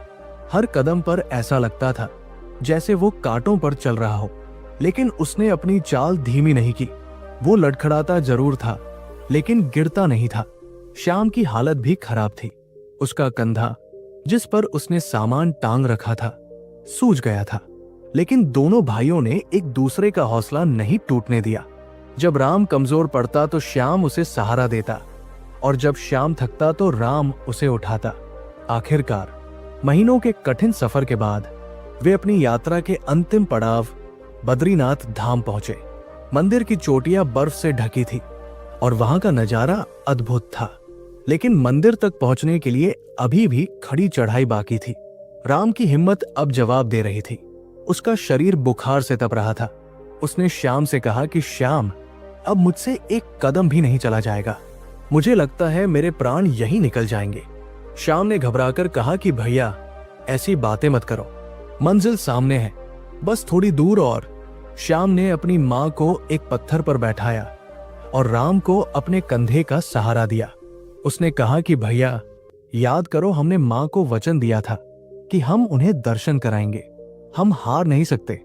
राम ने अपनी माँ के चेहरे की तरफ देखा। माँ की आंखों में उम्मीद की चमक थी। उस चमक ने राम के अंदर फिर से जान फूंक दी। उसने अपनी पूरी ताकत बटोरी, अपने दर्द को पी लिया और फिर से माँ को अपनी पीठ पर उठा लिया। मंदिर की सीढ़ियां चढ़ते वक्त राम की सांसें उखड़ रही थी। उसका पसीना बर्फ पर गिर रहा था। हर सीढ़ी एक पहाड़ जैसी लग रही थी, लेकिन वो रुका नहीं। जय बद्री विशाल का जयकारा लगाते हुए वे ऊपर चढ़ते गए, और जब वे मंदिर के मुख्य द्वार पर पहुंचे तो राम और श्याम दोनों निढाल होकर गिर पड़े। उन्होंने मां को सुरक्षित उतार दिया था। सावित्री दौड़कर मंदिर के अंदर गई और भगवान की मूर्ति के सामने माथा टेक दिया। उसने अपने लिए कुछ नहीं मांगा। उसने बस इतना कहा कि हे प्रभु, मेरे बेटों की तपस्या स्वीकार कर ले। इन्होंने अपने पापों का प्रायश्चित कर लिया है, अब इन्हें और दुख मत दे। मंदिर के पुजारी ने जब इन 2 भाइयों और उनकी मां की हालत देखी तो वे भी हैरान रह गए। उन्होंने सुना था कि कलयुग में श्रवण कुमार नहीं होते, लेकिन आज उनकी आंखों के सामने 2 श्रवण कुमार बेहोश पड़े थे। पुजारियों ने उन्हें पानी पिलाया, उन्हें गर्म दूध दिया। जब राम और श्याम को होश आया तो उन्होंने देखा कि वे भगवान के दरबार में हैं। उनकी खुशी का ठिकाना नहीं रहा। उन्होंने अपनी मां के चरण स्पर्श किए। सावित्री ने अपने दोनों बेटों के सिर पर हाथ रखा और कहा कि आज मेरी तीर्थ यात्रा सफल हो गई। मुझे भगवान के दर्शन मूर्ति में नहीं बल्कि तुम दोनों में हुए हैं। तीर्थ यात्रा पूरी हो चुकी थी, लेकिन अब घर वापसी का समय था, और उससे भी बड़ा सवाल ये था कि क्या राजा विजय सिंह उन्हें माफ करेंगे? क्या उनका प्रायश्चित पूरा हो चुका है या अभी और कोई परीक्षा बाकी है? वे वापस अपने राज्य की ओर चल पड़े। वापसी का सफर भी आसान नहीं था, लेकिन अब उनके मन में एक संतोष था। उनके चेहरे पर अब वो तनाव नहीं था जो पहले रहता था। वे अब बदल चुके थे। उनकी चाल में, उनकी बोली में और उनके व्यवहार में जमीन आसमान का फर्क आ गया था। जब वे अपने राज्य की सीमा पर पहुंचे तो साल भर बीत चुका था। वे पूरी तरह से पहचान में नहीं आ रहे थे। उनके बाल और दाढ़ी बढ़ गए थे। शरीर सूखकर लकड़ी हो गया था। कपड़े चिथड़े बन चुके थे, लेकिन उनकी आंखों में एक तेज था जो किसी तपस्वी की तरह चमक रहा था। गांव के लोगों ने जब उन्हें देखा तो पहचान नहीं पाए। किसी ने पूछा कि बाबा तुम कौन हो और कहां से आए हो? राम ने मुस्कुराते हुए कहा कि हम कोई बाबा नहीं हैं। हम इसी गांव के नालायक बेटे हैं जो अब लायक बनने की कोशिश करके लौटे हैं। खबर फैल गई कि राम और श्याम वापस आ गए हैं। मोहन और राधा दौड़ते हुए आए। उन्होंने अपने भाइयों को गले लगा लिया। मोहन ने देखा कि उसके भाइयों के पैरों में जूते नहीं हैं और तलवे जख्मों से भरे हैं। वो रोने लगा। उसने कहा कि भैया तुमने ये क्या कर लिया? राम ने उसे चुप कराते हुए कहा कि मोहन, ये जख्म नहीं है, ये मेरे तमगे हैं। ये सबूत है कि मैंने अपनी मां का कर्ज उतारने की एक छोटी सी कोशिश की है। तभी वहां राजा विजय सिंह के सिपाही आ गए।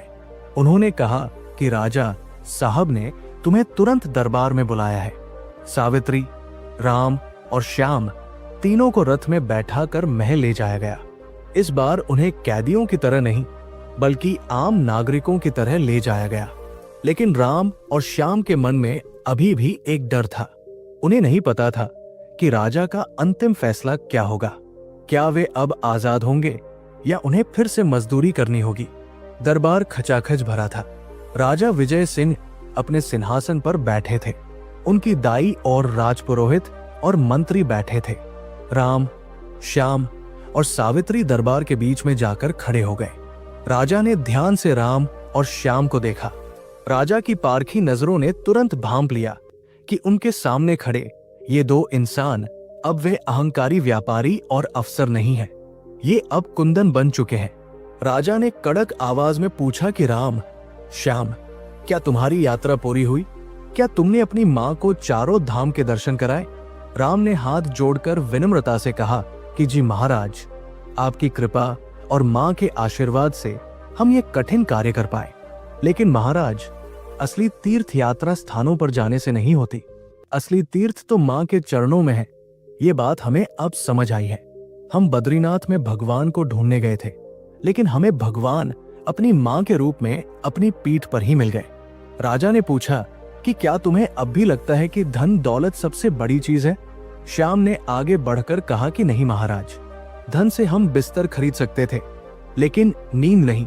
धन से हम दवा खरीद सकते थे लेकिन स्वास्थ्य नहीं। और धन से हम नौकर खरीद सकते थे लेकिन मां का प्यार नहीं। हमने वो सब देख लिया जो पैसे वाले नहीं देख पाते। हमने भूख देखी, गरीबी देखी और दर्द देखा। अब हमें अपनी पुरानी दौलत नहीं चाहिए। हमें बस अपने परिवार के साथ अपनी मां की छाया में रहने का अधिकार दे दीजिए। हम रूखी सूखी खाकर भी खुश रहेंगे। राजा विजय सिंह सिंहासन से उठ खड़े हुए। उन्होंने ताली बजाई। पूरा दरबार तालियों की गड़गड़ाहट से गूंज उठा। राजा ने कहा कि मुझे यही सुनना था। मैं देखना चाहता था कि क्या ये बदलाव सिर्फ दिखावा है या सच में तुम्हारे अंदर का इंसान जाग गया है। और आज तुम्हारी बातों ने, तुम्हारी आंखों के तेज ने और तुम्हारे पैरों के जख्मों ने यह साबित कर दिया है कि तुम दोनों अब शुद्ध हो चुके हो। राजा ने आगे कहा कि याद रखो, पाप करना मनुष्य का स्वभाव हो सकता है, लेकिन उस पाप का प्रायश्चित करना ही उसे देवता बनाता है। तुमने अपनी मां को सताकर राक्षस जैसा काम किया था, लेकिन अपनी मां को अपनी पीठ पर लादकर तीर्थ करा के तुमने श्रवण कुमार जैसा पद पा लिया है। मैं राजा विजय सिंह आज तुम्हें तुम्हारे सारे गुनाहों से मुक्त करता हूं। राम और श्याम खुशी से रो पड़े। वे राजा के चरणों में गिर गए, लेकिन राजा ने उन्हें उठाया और गले लगा लिया। राजा ने कहा कि अब एक आखिरी बात बाकी है। मैंने तुम्हारी संपत्ति जब्त कर ली थी और उसे वृद्धाश्रमों को देने का वचन दिया था, लेकिन अब चूंकि तुम बदल चुके हो, मैं तुम्हें एक मौका और देना चाहता हूं। लेकिन ये फैसला मैं नहीं बल्कि तुम्हारी मां सावित्री लेगी। राजा ने सावित्री की तरफ मुड़कर कहा कि मां, अब तुम बताओ, क्या इन्हें इनकी दौलत इनके बंगले और इनकी गाड़ियां वापस मिलनी चाहिए या इन्हें ऐसे ही साधारण जीवन जीना चाहिए? फैसला तुम्हारा है। अगर तुम कहोगी तो मैं अभी इनके नाम सारी जायदाद वापस कर दूंगा, और अगर तुम कहोगी तो ये जिंदगी भर ऐसे ही रहेंगे। पूरे दरबार में सन्नाटा छा गया। सबकी नजरें सावित्री पर टिक गई। राम और श्याम भी सांस रोके अपनी मां के फैसले का इंतजार कर रहे थे। उन्हें अपनी मां पर भरोसा था, लेकिन उन्हें यह भी पता था कि उन्होंने मां का दिल बहुत दुखाया है। सावित्री धीरे से आगे बढ़ी। उसने अपने दोनों बेटों के चेहरों को देखा, जो उम्मीद और डर के साथ उसे देख रहे थे। सावित्री ने राजा से कहा कि महाराज, धन दौलत तो आनी जानी चीज है, आज है कल नहीं होगी। जब इनके पास धन था तब इनके पास दिल नहीं था, और आज जब इनके पास धन नहीं है तो इनके पास एक सोने जैसा दिल है। मैं नहीं चाहती कि वो दौलत वापस आकर फिर से इनके दिमाग को खराब करे। मैं नहीं चाहती कि मेरे बेटे फिर से उस माया जाल में फंसे जिसने हमारे परिवार को तोड़ दिया था। राम और श्याम का चेहरा उतर गया। उन्हें लगा कि मां ने उन्हें माफ तो कर दिया है, लेकिन वो उन्हें उनकी पुरानी जिंदगी वापस नहीं देना चाहती। लेकिन सावित्री ने अपनी बात जारी रखी। उसने कहा कि महाराज, लेकिन ये भी सच है कि गृहस्थ जीवन चलाने के लिए धन की आवश्यकता होती है। मैं नहीं चाहती कि मेरे बेटे और उनके बच्चे दर दर की ठोकरें खाएं। इसलिए मेरा एक सुझाव है। सावित्री ने जो सुझाव दिया वो न केवल अद्भुत था, बल्कि उसमें भविष्य की सुरक्षा भी छिपी थी। सावित्री ने कहा कि इनकी संपत्ति इन्हें वापस दे दी जाए, लेकिन एक शर्त पर। वो शर्त यह होगी कि उस संपत्ति का मालिकाना हक इनका नहीं, बल्कि घर के सबसे बुजुर्ग सदस्य का होगा। जब तक मैं जिंदा हूं वो सब मेरे नाम रहेगा, और मेरे बाद वो घर की अगली पीढ़ी के नहीं, बल्कि घर के संस्कारों के नाम होगा। राजा मुस्कुराए। उन्हें सावित्री की बुद्धिमानी पर गर्व हुआ, लेकिन तभी राजा ने अपना हाथ उठाया और कहा कि मां, तुम्हारी बात शिरोधार्य है, लेकिन मैं इसमें एक बात और जोड़ना चाहता हूं। आज इस भरी सभा में एक ऐसा राज खुलने वाला है जो मैंने अब तक सबसे छिपा कर रखा था। एक ऐसा राज जो इस पूरी कहानी का रुख बदल देगा। राजा ने अपने मंत्री को इशारा किया। मंत्री एक पुरानी संदूक लेकर आए। राजा ने वो संदूक खोला और उसमें से एक पीला पड़ा हुआ कागज निकाला। राजा ने राम और श्याम को पास बुलाया और कहा कि इसे पढ़ो। राम ने कांपते हाथों से वो कागज लिया। जैसे जैसे वह उस कागज को पढ़ रहा था, उसकी आंखों की पुतलियां फैलती जा रही थी। उसके चेहरे का रंग उड़ गया। श्याम ने भी झांक कर देखा और वो भी पत्थर का हो गया। उस कागज में कुछ ऐसा लिखा था जिसने उनके पैरों तले से बची खुची जमीन भी खिसका दी। ये वो सच था जो पिछले 40 सालों से दफन था। राजा ने गंभीर स्वर में कहा कि सावित्री देवी ने तुम्हें कभी नहीं बताया, लेकिन आज तुम्हें यह जानना होगा कि तुम असल में कौन हो और तुम्हारा इस राज्य से और मुझसे क्या रिश्ता है। राम ने हकलाते हुए कहा कि मां, ये क्या है? क्या ये सच है? सावित्री ने अपना सिर झुका लिया। उसकी आंखों से आंसू टपक रहे थे। वह राज जो उसने अपने सीने में दबा रखा था आज सबके सामने आने वाला था। और वो राज ये था कि सावित्री कोई साधारण किसान की पत्नी नहीं थी, और राम, श्याम और मोहन सिर्फ एक किसान की औलाद नहीं थे। राजा ने कहा कि आज इस कहानी का असली अंत होगा। आज तुम्हें पता चलेगा कि जिस मां को तुमने भीख मांगने पर मजबूर किया वो असल में तुम्हें क्या दे सकती थी। और जिस बेटे ने मां बाप को घर से निकाला, उसने सिर्फ अपना घर नहीं खोया, बल्कि उसने एक साम्राज्य खो दिया। दरबार में मौजूद हर शख्स अपनी जगह पर खड़ा हो गया। उत्सुकता चरम पर थी। आखिर वो कागज क्या था? आखिर सावित्री का अतीत क्या था? और राजा विजय सिंह का इस गरीब परिवार से क्या संबंध था? राम के हाथों में वो कागज थर थर कांप रहा था। उसकी आंखों के सामने अंधेरा छा रहा था, लेकिन उस कागज पर लिखे शब्द बिजली की तरह चमक रहे थे। उस पुराने और पीले पड़ चुके शाही दस्तावेज पर राज्य की राजमुद्रा अंकित थी।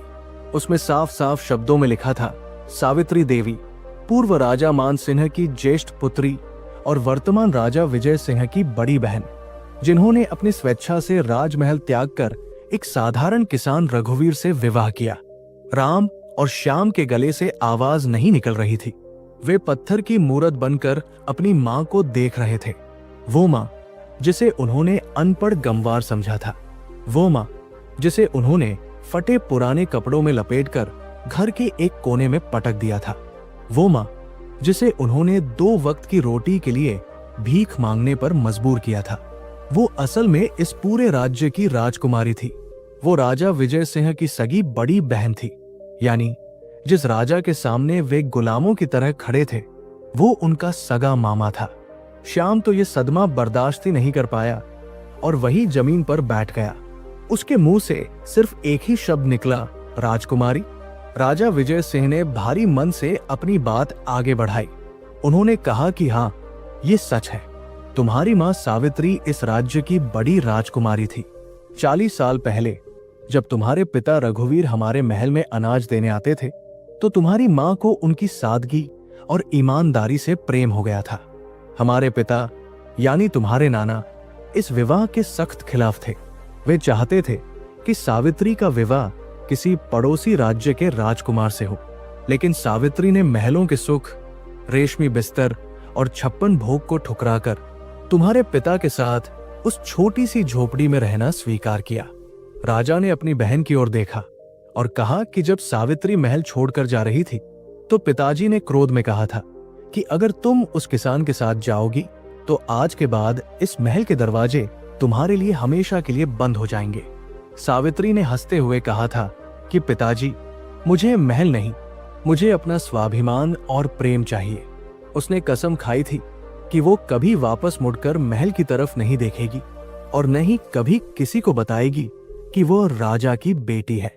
उसने अपना पूरा जीवन एक साधारण किसान की पत्नी बनकर बिता दिया।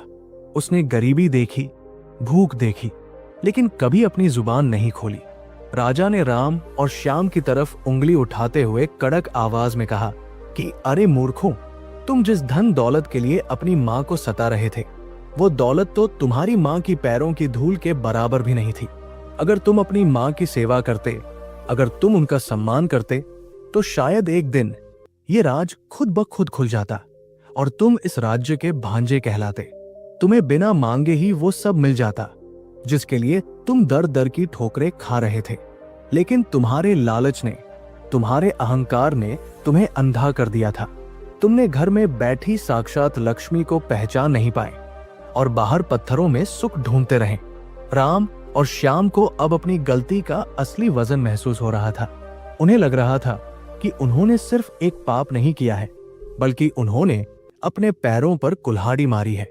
उन्होंने हीरे को फेंककर कांच के टुकड़ों को चुना था। राम रेंगता हुआ अपनी मां के पास गया। वो अब बेटे की तरह नहीं, बल्कि एक अपराधी की तरह मां के चरणों में अपना सिर पटकने लगा। उसने कहा कि मां, तू इतनी महान है और हम इतने नीच। तूने राजमहल छोड़ दिया हमारे लिए और हमने तुझे घर से निकाल दिया। हमें माफ मत करना मां, हमें तो नरक में भी जगह नहीं मिलनी चाहिए। सावित्री की आंखों से अविरल अश्रु धारा बह रही थी। उसने अपने भाई राजा विजय सिंह की तरफ देखा और कहा कि भैया, मैंने जो किया वो अपने पति और अपने प्रेम के लिए किया था। मुझे उसका कोई पछतावा नहीं है। मुझे दुख बस इस बात का है कि मेरी कोख से जन्मे बेटे संस्कारों को नहीं समझ पाए। लेकिन आज जब इन्होंने मुझे अपनी पीठ पर उठाकर 4 धाम की यात्रा कराई है, तो मुझे लगता है कि इनके अंदर का वह राजसी खून जो मेरे पिता का था, वो जाग गया है। राजा विजय सिंह ने कहा कि दीदी, अब बहुत हो गया। तुमने 40 साल वनवास काट लिया। अब तुम अपने बेटों और बहुओं के साथ महल में रहो, ये तुम्हारा अधिकार है। राम और श्याम अब राजकुमारों की तरह रहेंगे। मोहन को भी अब खेतों में काम करने की जरूरत नहीं है। ये पूरा राज्य तुम्हारा परिवार है। दरबार में सन्नाटा छा गया। ये एक ऐसा प्रस्ताव था जिसे कोई भी ठुकरा नहीं सकता था। राम और श्याम की आंखों में एक पल के लिए चमक आई। उन्हें लगा कि उनके बुरे दिन खत्म हो गए। अब वे फिर से अमीर बन जाएंगे, बल्कि पहले से भी ज्यादा अमीर। लेकिन तभी सावित्री ने जो फैसला सुनाया, उसने सबको चौंका दिया। सावित्री ने हाथ जोड़कर राजा से कहा कि नहीं भैया, मैं महल में नहीं रहूंगी और नहीं मेरे बेटे राजकुमार बनकर रहेंगे। राजा ने हैरानी से पूछा कि क्यों दीदी, अब किस बात की जिद्द?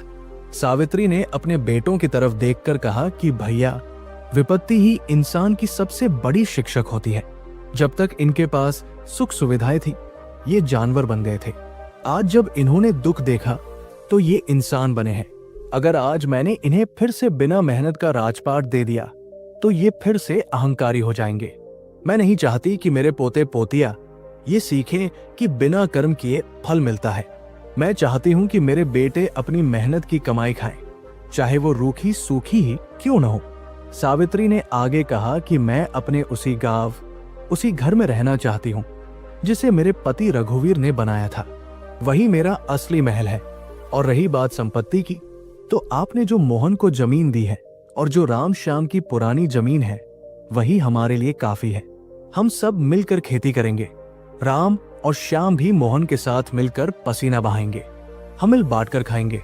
मुझे राजमाता नहीं, मुझे बस मां बनकर रहना है।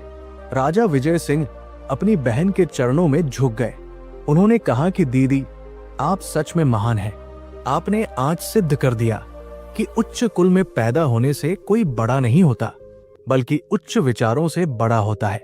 राजा ने सावित्री के फैसले का सम्मान किया। उन्होंने घोषणा की कि सावित्री और उनका परिवार गांव में ही रहेगा, लेकिन राज्य की तरफ से उन्हें हर संभव सुरक्षा और सहायता दी जाएगी। राम और श्याम ने भी मां के इस फैसले को सिर झुकाकर स्वीकार किया। अब उनके मन में राजपाट का लालच नहीं था। उन्हें समझ आ गया था कि असली सुख महल के गद्दों में नहीं, बल्कि मां की गोद में और मेहनत की रोटी में है। उन्होंने राजा को वचन दिया कि वे अब कभी अपनी मां की आंखों में आंसू नहीं आने देंगे और मोहन को अपने सगे भाई से बढ़कर मानेंगे। इसके बाद सावित्री अपने पूरे परिवार के साथ गांव वापस लौट गई।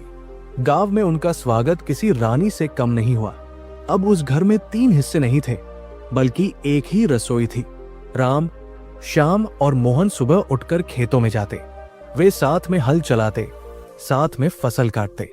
उनकी पत्नियां घर का काम संभालतीं और सावित्री आंगन में बैठकर अपने पोते पोतियों को कहानियां सुनाती। शाम को जब तीनों बेटे खेत से लौटते तो सबसे पहले मां के पास जाते और दिन भर का हाल बताते।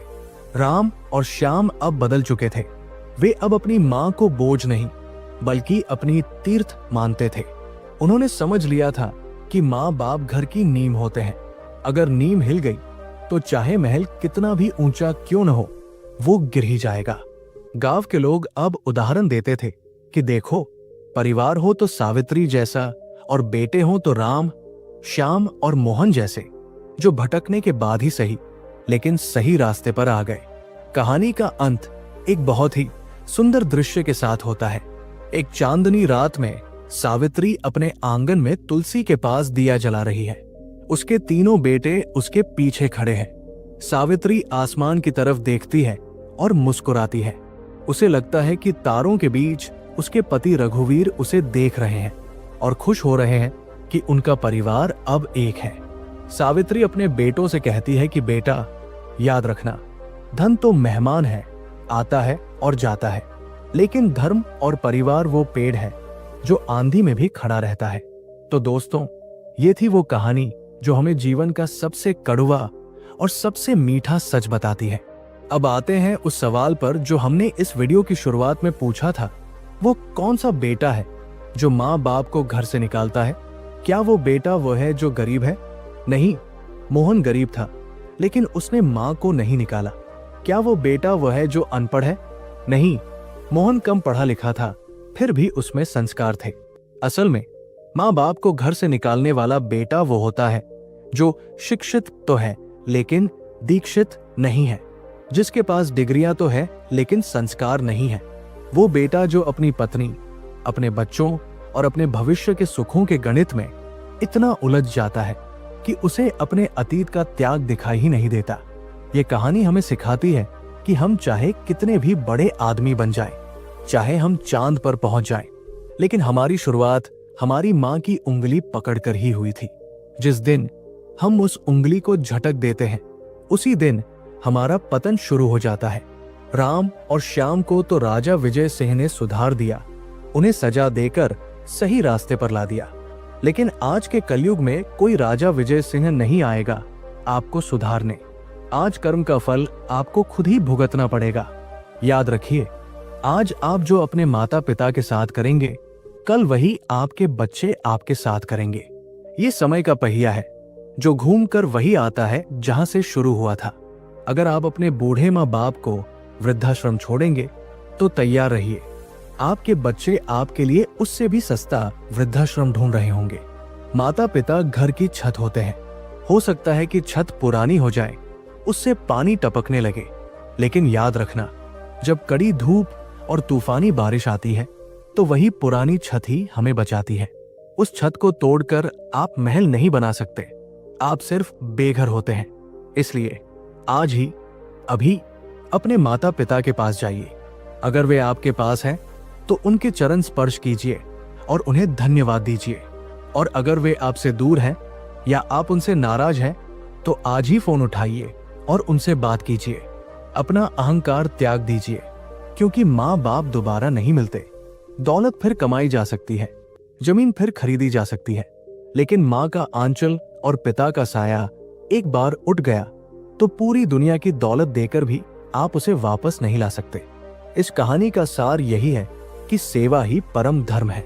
अपने माता पिता की सेवा कीजिए, क्योंकि असली स्वर्ग मंदिरों में नहीं बल्कि माता पिता के चरणों में है। दोस्तों, मैं उम्मीद करता हूं कि बूढ़ी भिखारन सावित्री और उसके बेटों की इस दास्तान ने आपके दिल को छू लिया होगा और आपकी आंखों में भी नमी ला दी होगी। अगर इस कहानी ने आपके विचारों में थोड़ा सा भी बदलाव लाया है तो समझिए मेरा प्रयास सफल हो गया। अब मेरी आपसे एक छोटी सी विनती है, एक कथावाचक को और क्या चाहिए, बस श्रोताओं का प्यार और आशीर्वाद। अगर आपको ये वीडियो, ये प्रयास और ये संदेश अच्छा लगा हो तो इसे लाइक जरूर करें। आपका एक लाइक मुझे और ऐसी कहानियां लाने की प्रेरणा देता है। और हाँ, सबसे जरूरी बात, इस वीडियो को अपने दोस्तों, अपने रिश्तेदारों और अपने परिवार के साथ शेयर जरूर करें। हो सकता है कि आपका एक शेयर किसी भटके हुए बेटे को सही रास्ता दिखा दे, किसी टूटते हुए परिवार को बचा ले।